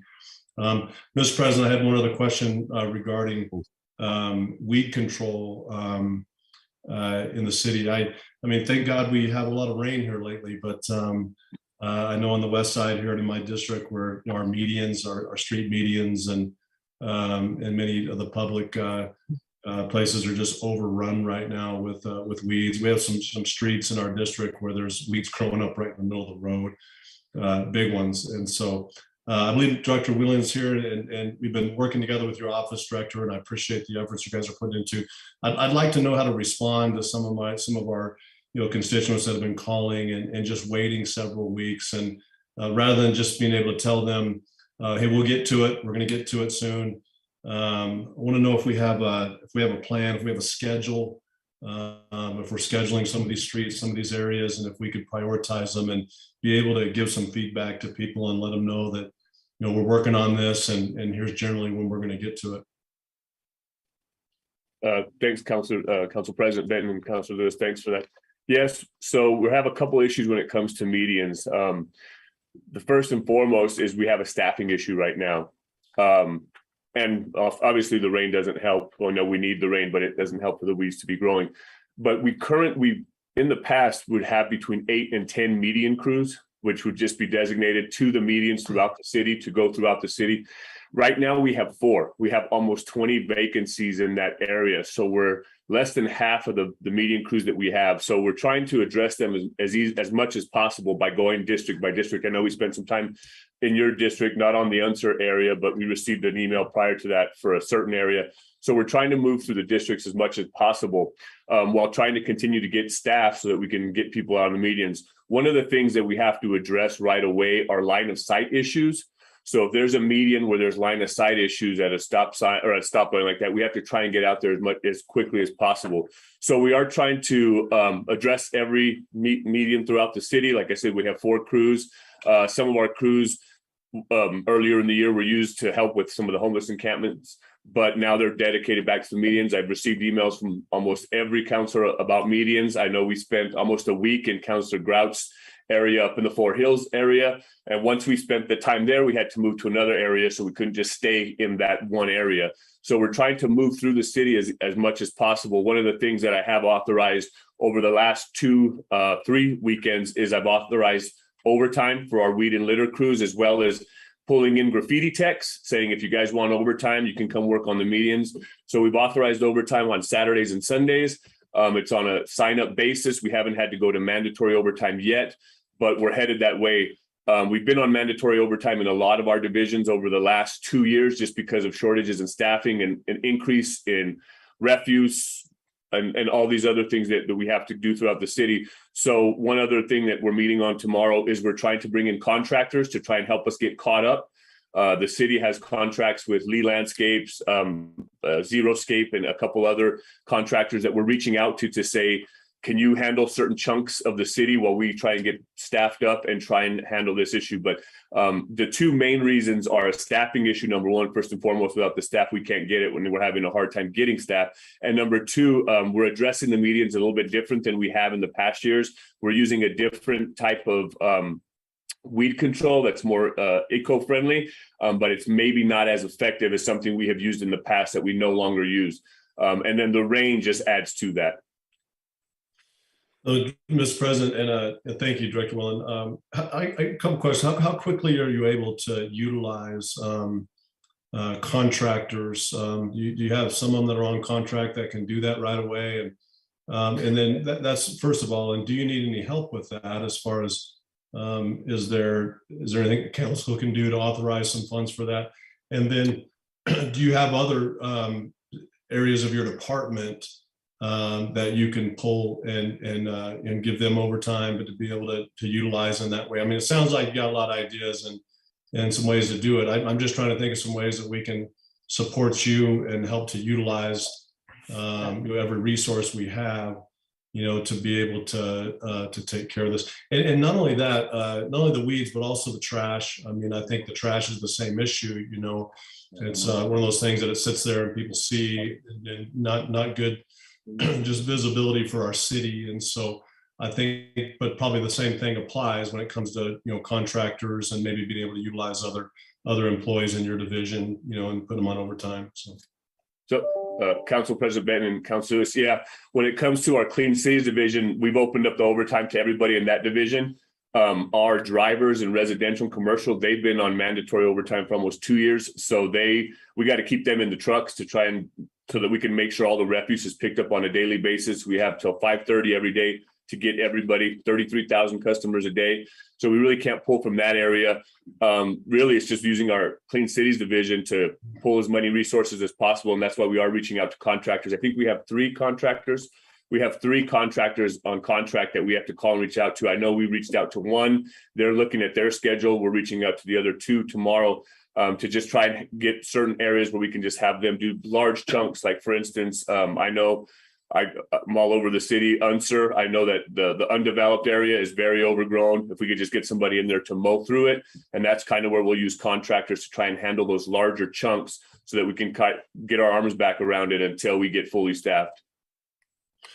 Thank you. And one quick brief, comment. We're, as a city and private property, I mean, we're given warnings and we're citing, private properties for, cleaning up their properties, getting the weeds under control, trash and things like that. And so we're holding them to a high standard, which we should, but I just want us to help. We need to hold ourselves to a very high standard as well. And so, but it sounds like you're doing that, Director. I appreciate it. Whatever you need to do, what you need from us to support that, and please let us know. Thanks, Council President, Councilor Lewis. And like I said, we are working on a plan, but we are making it through your districts. And I do have all of your emails, and we're going through each area that you guys have sent and trying to map it out. Hopefully by the end of this week, if we can get a couple people on contract, we can send you guys like, hey, we're going to be in this area this week. I know we're on 98th and Gibson today. So we're kind of working, or 98th and in that area today, but I know we're working our way through the city. Thank you. And Councilor, Mr. President and Councilor Lewis, let me just say though, I have also asked all of our city departments, such as our transit department, as they're out cleaning up bus stops, if they see any areas where they can lend a hand in helping clean up litter and or clean up the weeds in those areas, that they take that additional responsibility, as well as our folks at municipal development who are sometimes out there reviewing the street conditions, et cetera. So we're like you, we know that the rains have been great for our community, but we also want to make sure that we manage the weed population, or the weed issue, I should say, and how bad it looks across the city. So we'll make a very directed effort to clean up.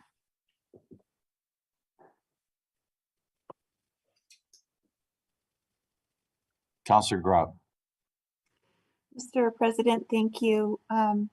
This is for Director Pierce. I wanted to thank you for getting the donate to Albuquerque signs at Central and Tramway. And I have a few more questions about that. Do you have any more of those signs available? When people donate money through that website, where do their donations go? Does money go into the city's general fund, or are donations kept separate? What is the funding used for? Is there money in that account now? And how often do people donate to that? And what is the average donation? Councilor President Benton and Councilor Grout, thank you for sending me those questions ahead of time. You're So welcome. you're very welcome to get that sign put up, and we partner with DMD for those signs, and more signs can be made. You asked for the cost. They're roughly about $500 a piece.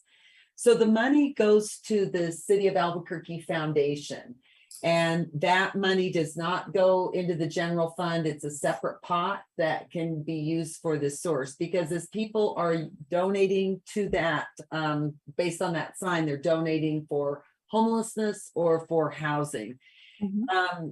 To date, year to date, we have about $21,900 in that fund.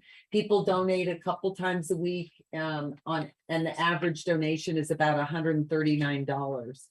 And the accounting is available to the public. Okay, thank you. Thanks for all those answers.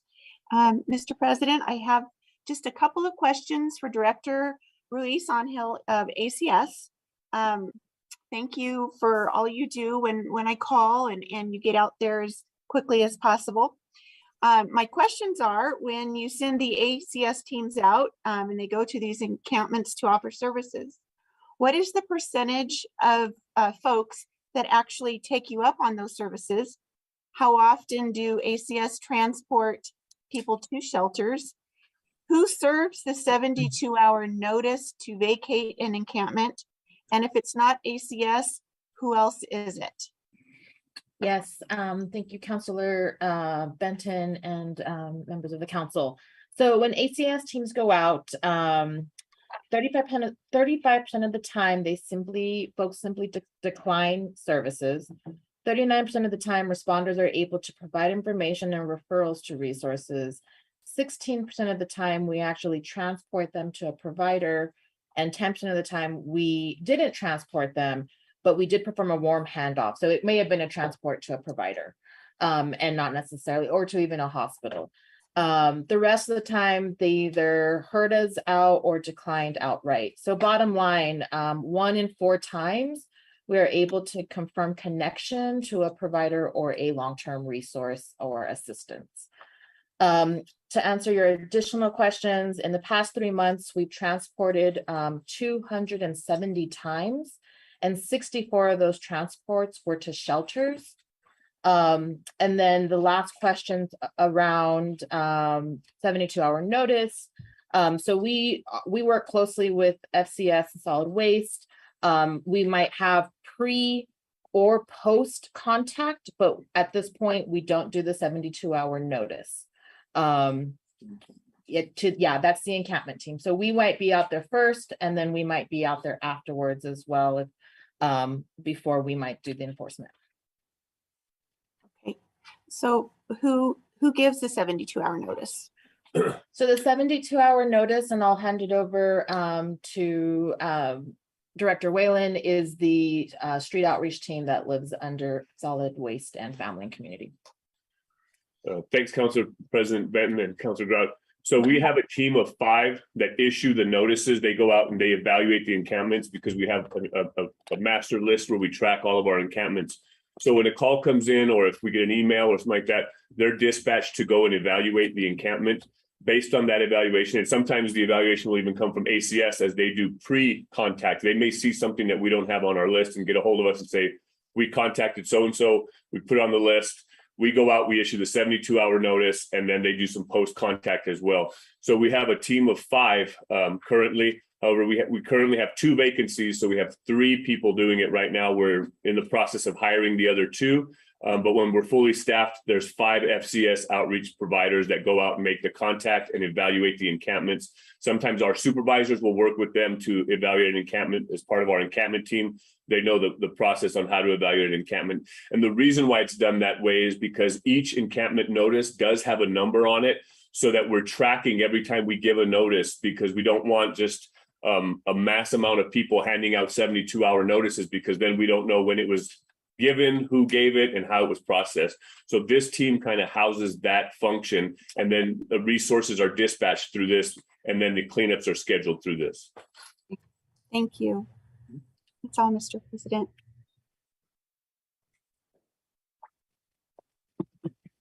Any other questions, councilors? Seeing none, we will move on to the journal. Vice President Lewis. Mr. President, I move approval of the June 22nd journal. Thank you. There's a second from Councilor Sanchez. And we'll move to a vote. Councilor Bassan. Yes. Councilor Davis. Yes. Councilor Feeblecorn. Yes. Councilor Grout. Yes. Councilor Jones. Yes. Councilor Lewis. Yes. Councilor Pena. Yes. Councilor Sanchez. Yes. Councilor Benton. Yes. 9-0. We'll move to communications and introductions. Are there any changes to the letter of introduction? I have one. I'll move that the rules be suspended for the purpose of placing EC 100 on tonight's agenda for action. EC 100 is approval of the on-site medical services with occupational health centers of the Southwest PA doing business as Concentra Medical Centers. And there's a second, Councilor Feeblecorn. Thank you. We'll move to a vote. This will require a 2/3 vote on the suspension of the rules. Councilor Bassan. Yes. Councilor Davis. Yes. Councilor Feeblecorn. Yes. Councilor Grout. Yes. Councilor Jones. Yes. Councilor Lewis. Yes. Councilor Pena. Yes. Councilor Sanchez. Yes. Councilor Benton. Yes. 9-0. Councilor Bassan. Mr. President, I make a motion to amend the letter of introduction to place R 2256 on the August 15th council agenda instead of referring it to the Land Use Planning and Zoning Committee. R 56 is establishing a moratorium for safe outdoor spaces as regulated in the Integrated Development Ordinance for a period of 12 months or until the Integrated Development Ordinance is amended, whichever occurs first. And there's a second from Councilor Grout. And we'll move to a vote. Councilor Bassan. Yes. Councilor Davis. No. Councilor Feeblecorn. No. Councilor Grout. Yes. Councilor Jones. Yes. Councilor Lewis. Yes. Councilor Pena. Yes. Councilor Sanchez. Yes. Councilor Benton. No. Motion passes on a 6-3 vote. All right, next is Councilor Grout. Mr. President, I make a motion to pull R 22-46 out of the Finance and Government Operations Committee. R 46 is adjusting and appropriating funds for operating the government of the city of Albuquerque for fiscal year 2023, beginning July 1, 2022 and ending June 30, 2023. And is there a second? Second. A second from Councilor Bassan. Thank you. We'll move to a vote. Councilor Bassan. Yes. Councilor Davis. No. Councilor Feeblecorn. No. Councilor Grout. Yes. Councilor Jones. Yes. Councilor Lewis. Yes. Councilor Pena. Yes. Councilor Sanchez. Yes. Councilor Benton. No. Motion passes on a 6-3 vote. All right, Vice President Lewis. Mr. President, I move approval of the letter of introduction. Thank you. And there's a second from Councilor Bassan. Ms. Ortega. Counselor Bassan, Yes. Counselor Davis, No. Counselor Feeblecorn, No. Counselor Grout, Yes. Counselor Jones, Yes. Counselor Lewis, Yes. Counselor Pena, Yes. Counselor Sanchez, Yes. Counselor Benton. No. Motion passes on a 6-3 vote. All right, we'll move to reports to committees. There are none.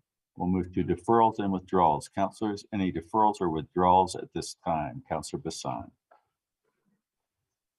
Mr. President, O29, authorizing the issuance and sale of the City of Albuquerque Industrial Revenue Bond Able Grid Project, Series 2022, in the maximum principal amount of $95 million. I would like to move a deferral until September 7th. All right, there's a motion. Is there a second for the deferral? One from Counselor Sanchez. Thank you. And we'll move to a vote on the deferral. Mr. President. Excuse me. Yes, Counselor Lewis. Just an explanation of the deferral. Mr. President, if I may. Yes, please. Thank you. The reasoning behind this is that due to inflation costs, they're saying that 95 million is no longer the amount that's going to be used, and they are looking to reissue notification to the public for a higher dollar amount. I know that Mr. Muirhead is here as well, if you'd like to hear from him. Counselor Lewis, would you like to hear from Mr. Muirhead? All right, thank you. We'll go into a vote. Counselor Bassan, Yes. Counselor Davis, Yes. Counselor Feeblecorn, Yes. Counselor Grout, Yes. Counselor Jones, Yes. Counselor Lewis, Yes. Counselor Pena, Yes. Counselor Sanchez, Yes. Counselor Benton. Yes. 9-0 on the deferral to September 7th. We'll move to the consent agenda. Are there any changes to the consent agenda? Seeing none, Counselor. Mr. President, I move approval of the consent agenda. Thank you. And there's a second from Counselor Bassan. Move to a vote on the consent agenda. Counselor Bassan, Yes. Counselor Davis, Yes. Counselor Feeblecorn, Yes. Counselor Grout, Yes. Counselor Jones, Yes. Counselor Lewis, Yes. Counselor Pena, Yes. Counselor Sanchez, Yes. Counselor Benton. Yes. 9-0. Thank you. We'll go to announcements. Counselor Feeblecorn. Thank you, Mr. President. There will be an Intergovernmental Legislative Relations Committee meeting tomorrow, August 2nd at 3 p.m. via Zoom video conference. Counselor Davis. Thank you, Mr. President. There will be a Finance and Government Operations Committee meeting on Monday, August 8th at 5 p.m. in the Council Committee Room on the 9th floor. Counselor Sanchez. Thank you, Mr. President. There will be a Public Safety Committee meeting on Tuesday, August 9th at 5 p.m. in the Council Committee Room on the 9th floor. And Counselor Jones. Thank you. There will be a Land Use Planning and Zoning Committee meeting on Wednesday, August 10th at 5 p.m. in the Council Committee Room on the 9th floor. Thank you, counselors. We have no public hearings tonight. We'll move on to approvals.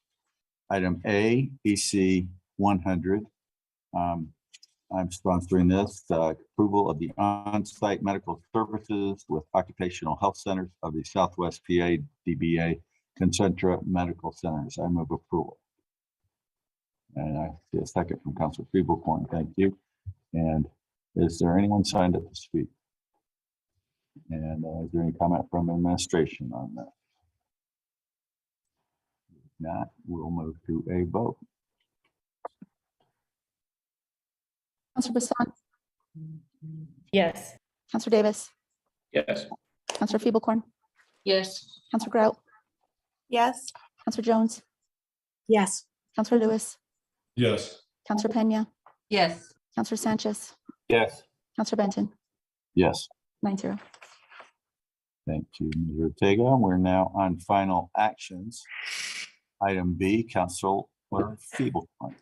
Thank you, Mr. President. This is O31, adding a new section to the Criminal Code, Chapter 12, Article 2, ROA 1994, to prohibit the unauthorized presence and camping in water conveyance systems. I move it to pass. And there's a second from Councilor Bassan. And we do have some folks signed up to speak, so we'll go through that. Thank you, Mr. President. Our first speaker will be Amelia Robertson. Hi, good evening. My name is Amelia Robertson. I live in District 7, which is Councilor Feeble-Corn's district. I'm a homeowner and a mother. And look, we all know arroyos are dangerous. I tell my daughter this all the time, you have to stay out of them when it rains. So I understand the impulse of the public safety function of this proposed legislation. But I think it's worth pointing out that the people who are out there camping in arroyos are not thrill seekers. They're not people who are looking at the time. They're homeless people. And in light of the skyrocketing rents that have been discussed in this meeting, in light of the clearing of Coronado encampment that's been discussed this meeting, I think it's really irresponsible to propose criminalizing another location for homeless people to seek shelter from, to seek shelter in. It's disappointing, like I said, in light of skyrocketing rents. It's disappointing in light of the Coronado encampment, and it's disappointing in light of frankly, APD's history of violence against homeless people. So I would encourage the council to vote against this proposal this evening. Thank you so much. Thank you. Our next speaker is Lisa Christopherson. Hi, hello, thank you again, councilors. My question, Ms. Feickel-Korn, is in your proposal for this criminal code to be amended, who would be going out, I guess is my question. Would ACS be going out when they find folks who are in the arroyos, et cetera, or would APD be going out? Because of course, concerned about the interaction that might possibly result in harm to individuals. So that's really I couldn't find it in the proposal. Thank you. Thank you. Mr. President, that'll conclude public comment. All right, thank you. And is any other comments or Councilor Feeble-Corn to close? There's a question. Actually, we have some questions from councilors. Beg your pardon. And starting with Councilor Bassan. Mr. President, I wanted to just say that Councilor Feeble-Corn and she had a great meeting with myself and some others from APD and really worked through this to make sure that there was a priority in not criminalizing homelessness at all, but also making sure to have some kind of expectation when, even though there's public property, there's a big safety issue there, and it's not something that we can just, allow people to live there. Plus, it puts our officers and any other service providers at risk too, if they have to go in and remove those individuals from the arroyos. So I would like to express appreciation in the process involved in this, making sure that there was some middle ground to where there can be enough teeth to this, to where it's not just pointless, but also while being considerate of those in need for helping them figure out a new path forward as well. Councilor Sanchez. Thank you, Mr. President. And thank you, Councilor Feeble-Corn.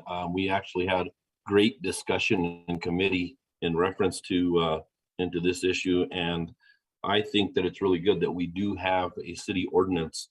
But one of the things that I think we need to really do is we need to make sure that we get with APD and enforce this ordinance. As a public safety, a retired public safety officer, I can remember times where officers actually trying to help have actually become victims of the arroyo.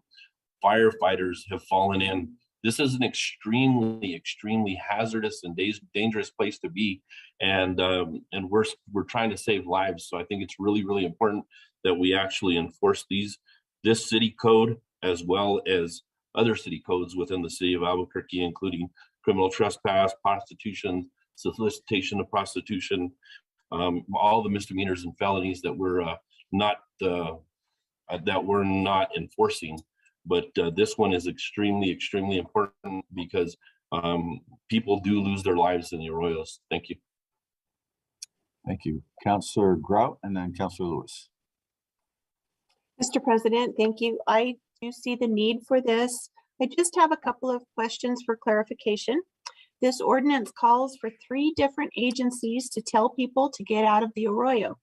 The owner agency, which is usually a MAFCA, MRG, CD, or the DMD streets, then ACS, then APD gives a verbal warning.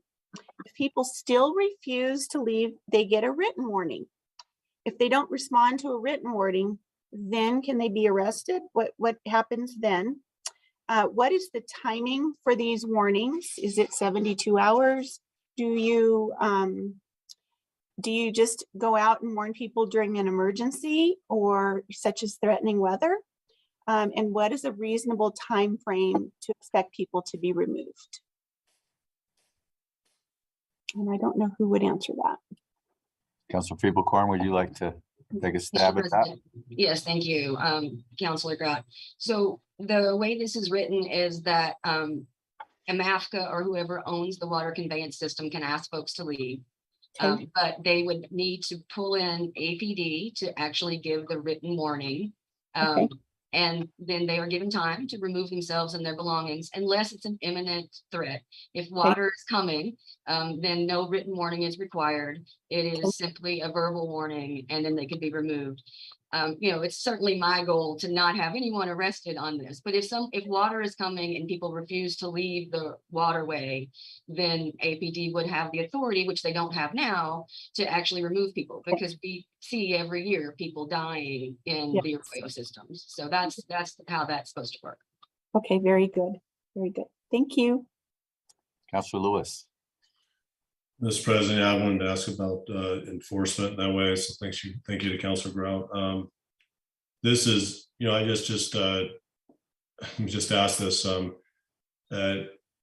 we have some statistics on just people that have been killed, you know, that were living in the arroyos as far as encampments? And I think we're really addressing encampments here, right? We're addressing, you know, people living in the arroyos, the flood control districts. Are there some statistics? I know there have been, but I mean, is it as many of people as been shot at Coronado Park? I mean, how dangerous is this compared to living in Coronado Park? Councillor Lewis, Willie West from MAFCA is here and might be able to give us some enlightenment on that. Thank you, Mr. President. Thank you, councilors, for the opportunity. Councillor Lewis, in the last 5 years, there's been 26 switchwater rescue callouts for all the arroyos in the Albuquerque area. Of those 26, 11 persons were saved, and unfortunately, over 12 other people did not make it out. And I would like to let the councilors know that there was a switchwater rescue tonight for the storm that came through. A person went in at 5:15 into the embudo over by Pennsylvania. This was a relatively small event. AFR responded. The person was able to self-extract before they got to AFR. Unfortunately, AFR did have to deal with another person at the Manal embudo overpass who refused to get out of the bottom of the ditch without his cart. And the water is coming up quickly. So again, this ordinance, we are very much in favor of this ordinance just to allow officers to be able to enforce when the situation is necessary. And Councilor Lewis, I'm sorry, you asked another question. I don't remember what it was, sir. Mr. West, a few things. Is it already illegal to be hanging out in an arroyo? No, sir, it is not. Okay. And then of the people that you mentioned, are they confirmed that they were living in the arroyo, like they were at encampments? No, sir. Typically, what it is, and I apologize, one of the other counselors asked a similar question about how this process works. The arroyos and the ditches in the Albuquerque metro area, MAFCA owns most of the larger ones. The city and the counties own the rest of the minor feeder ditches that come into our ditches. The ditches are designed to protect adjacent lands and homeowners. They are not designed to protect people from the right of way in. That is not their purpose. The other misunderstanding a lot of times with our ditches is that the water's only going to come up so far. If the concrete comes up 5 feet, that's all the water's going to come up. Unfortunately, the ditches are designed for 100, 200, and 500-year events. And fortunately, we haven't had any of those major events in a while. But even the North Diversion Channel, the top of that ditch, which is 30-some feet high, can be breached in a 500-year event. So that's why anywhere in the right-of-way of any of these ditches, not just MAFCAs, but cities, counties as well, MRGCDs included, folks can't be staying in those areas because they will be compromised. And underneath bridges is typically, especially with the introduction of the bike paths that have occurred over the time, those areas have lowered that safety zones, we say, to where a 10-year event could potentially take somebody away. So as far as your question though, is it camps or is it transients? Typically, it's mainly just campers moving in. That's why we're trying to be as vigilant as we can to get out ahead of it. Especially like today, we had people out ahead of time trying to warn folks to get out from underneath the bridges. And unfortunately, we missed it. We may have caught them earlier, but they came back. Look, that's important work, and there's no doubt that nobody should be living or anywhere near these arroyos anytime. So I absolutely, there's no question in that, and that's not what I'm questioning at all. I guess I just wanted to kind of get an idea of who's in the arroyos and who's actually getting hurt, and is it also an encampment issue? Are people living in these areas, and are they getting hurt because they're living as, or are these people that are walking in the arroyos at dangerous times and just shouldn't be there? Nobody should be in there at all. But I do find it kind of interesting that we're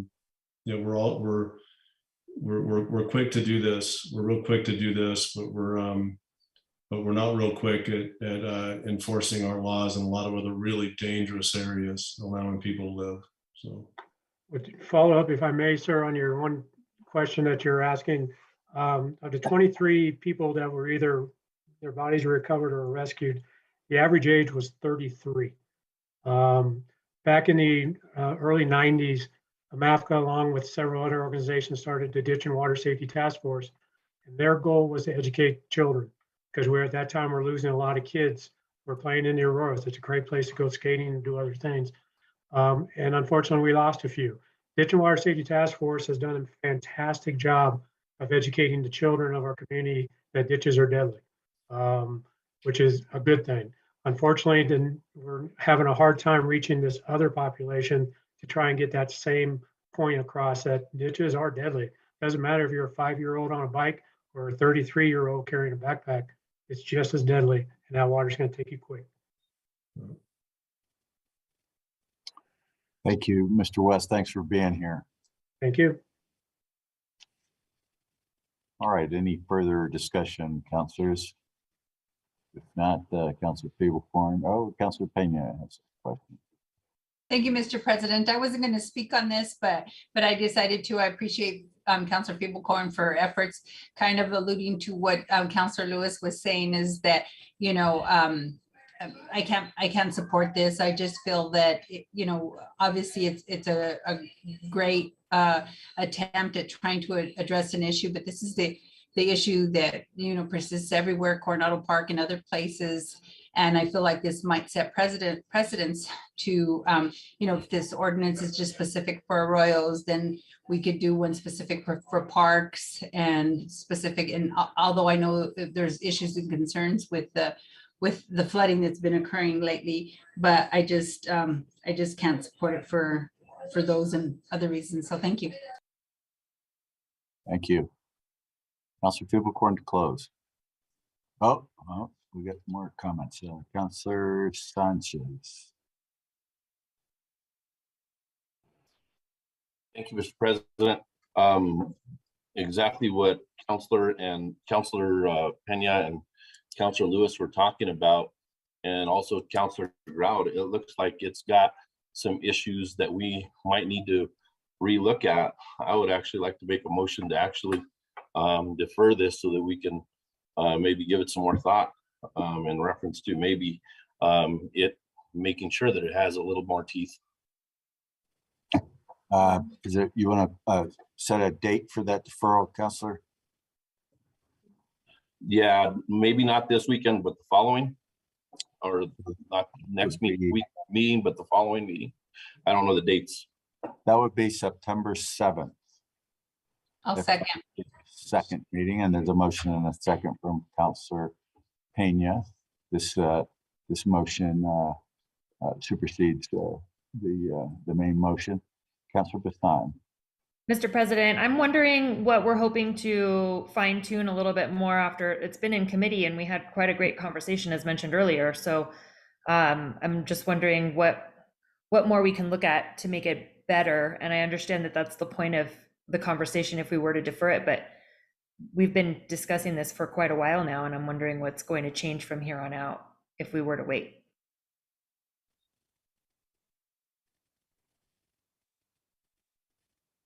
Councilor Sanchez. Yes, thank you, Council, Mr. President. I think it's just important that we actually look at it and make sure that those warnings, after all the discussion that we've had today, I'm looking at the amount of warnings that it'll take to actually enforce the law. And like I said, being a former law enforcement officer, I'd sure hate to have somebody in the arroyo and then someone else from public safety end up in the rodeo trying to save someone else's life. So I think this needs a little more teeth and maybe a little bit more fine tuning so that we can actually get the enforcement out there quicker. All right, Councilor Feeblecorn. Thank you, Mr. President. I just want to point out that this is the result of 7 or 8 months of work from the Albuquerque Ditch and Water Safety Task Force. And this bill is really about public safety. Being in an arroyo is a dangerous place to be. And I will just say that of the 4 people who lost their lives last year in our arroyo system, 3 were unsheltered, 1 was not. So this is not necessarily a situation that we are only concerned about people experiencing homelessness. There are people going into the arroyos for lots of reasons. None of them are good. And so I would just ask that we do not defer. We respect the work that the task force has done. They started before I even took office. And this is really an important step that they've asked for in reducing deaths in our arroyo system. Thanks. All right, thank you. And we're back on the motion for a deferral until September 7th. We'll go to a vote. Ms. Ortega. Councilor Bassan. No. Councilor Davis. No on the deferral. Councilor Feeblecorn. No. Councilor Grout. No. Councilor Jones. No on the deferral. Councilor Lewis. No. Councilor Pena. Yes. Councilor Sanchez. Yes. Councilor Benton. No. Motion fails on a 2-7 vote. All right, we're back on the bill. Any further discussion on the bill? Councilor Feeblecorn to close. Thank you, Mr. President. I think we all know that arroyos are dangerous places for people to be. And last year we saw 4 people drown who were swept away by water while loitering in the arroyo system. The Albuquerque Ditch and Water Safety Task Force had been working on this plan for many months. And this ordinance provides the city with clear authority to remove people from arroyo and ditches. I was surprised to learn that this authority is not clear in current statute. So this has resulted in a situation where public safety officers and employees of public agencies that own the arroyo system have had trouble getting people to leave these dangerous areas. Now, I want to be clear. The goal here is not to arrest people for being in an arroyo or for being homeless. We've worked extensively with APD and others in the city to create the process in this ordinance that requires a written warning be issued and adequate time be provided for folks to remove themselves and their belongings from these dangerous areas. Only if a warning is not heeded would criminal citation be issued. In the event of immediate danger, a verbal warning is permitted instead of written. I do want to point out one other part of this bill that's really important, and it's a prohibition on off-road vehicles in arroyos, channels, and ditches. This has become a hazard for people that are walking and biking near the arroyos, as well as it's causing damage to the ditches and arroyos. So again, this is a public safety bill designed to reduce fatalities and minimize the need for swift water rescues. I urge your support. Thank you. We'll move to a vote. Ms. Ortega. Counselor Bassan, Yes. Counselor Davis, Yes. Counselor Feeblecorn, Yes. Counselor Grout, Yes. Counselor Jones, Yes. Counselor Lewis, Yes. Counselor Pena, No. Counselor Sanchez, Yes. Counselor Benton. Yes. Motion passes on an 8-1 vote. All right. Our final item for tonight is item C. Counselor Davis. Thank you, Mr. Chairman and, or Mr. President, and I'm going to ask some of our staff to queue up an amendment I know we have in the queue here. Mr. President, R38 designates the University Metropolitan Redevelopment Area, making those findings and conclusions required by the Metropolitan Redevelopment Code and authorizing the city to prepare this redevelopment plan for the University MRA. I move a do pass. Thank you. And there's a second from Counselor Feeblecorn. And it looks like we have an amendment. Mr. President, we do. Mr. President, Ms. Morris is here if we have any specific questions, but essentially this is a small technical change to the boundary map for the area based on public comment and input from the community. I don't believe we need any other explanation, but if councilors have questions, we're here for it. I would move amendment number 1. Thank you. And I'll second that motion on the amendment. Thank you. We'll go to a vote on the amendment. Counselor Bassan, Yes.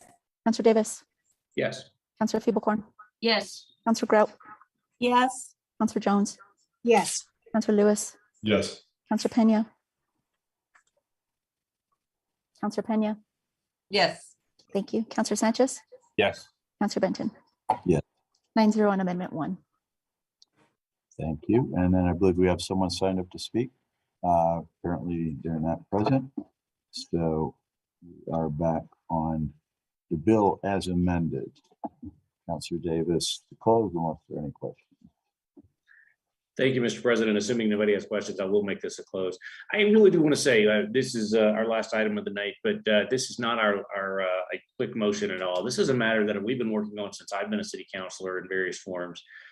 This is that section of Central that sort of gaps between your district, Mr. President, in the all-important sector of the old Edo section coming up the hill, all by UNM connecting to Nob Hill and the University Heights area. This is that vibrant commercial area that some of you who went to UNM remember.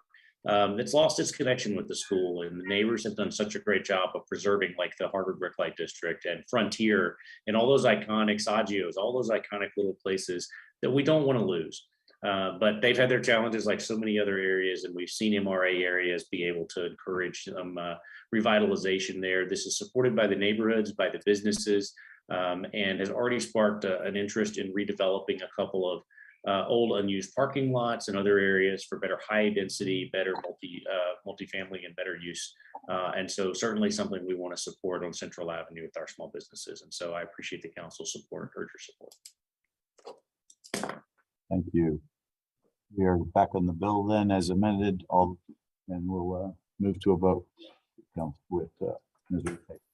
Counselor Bassan, Yes. Counselor Davis, Yes. Counselor Feeblecorn, Yes. Counselor Grout, Yes. Counselor Jones, Yes. Counselor Lewis, Yes. Counselor Pena, Yes. Counselor Sanchez, Yes. Counselor Benton. Yes. 9-0 on R38 as amended. Thank you.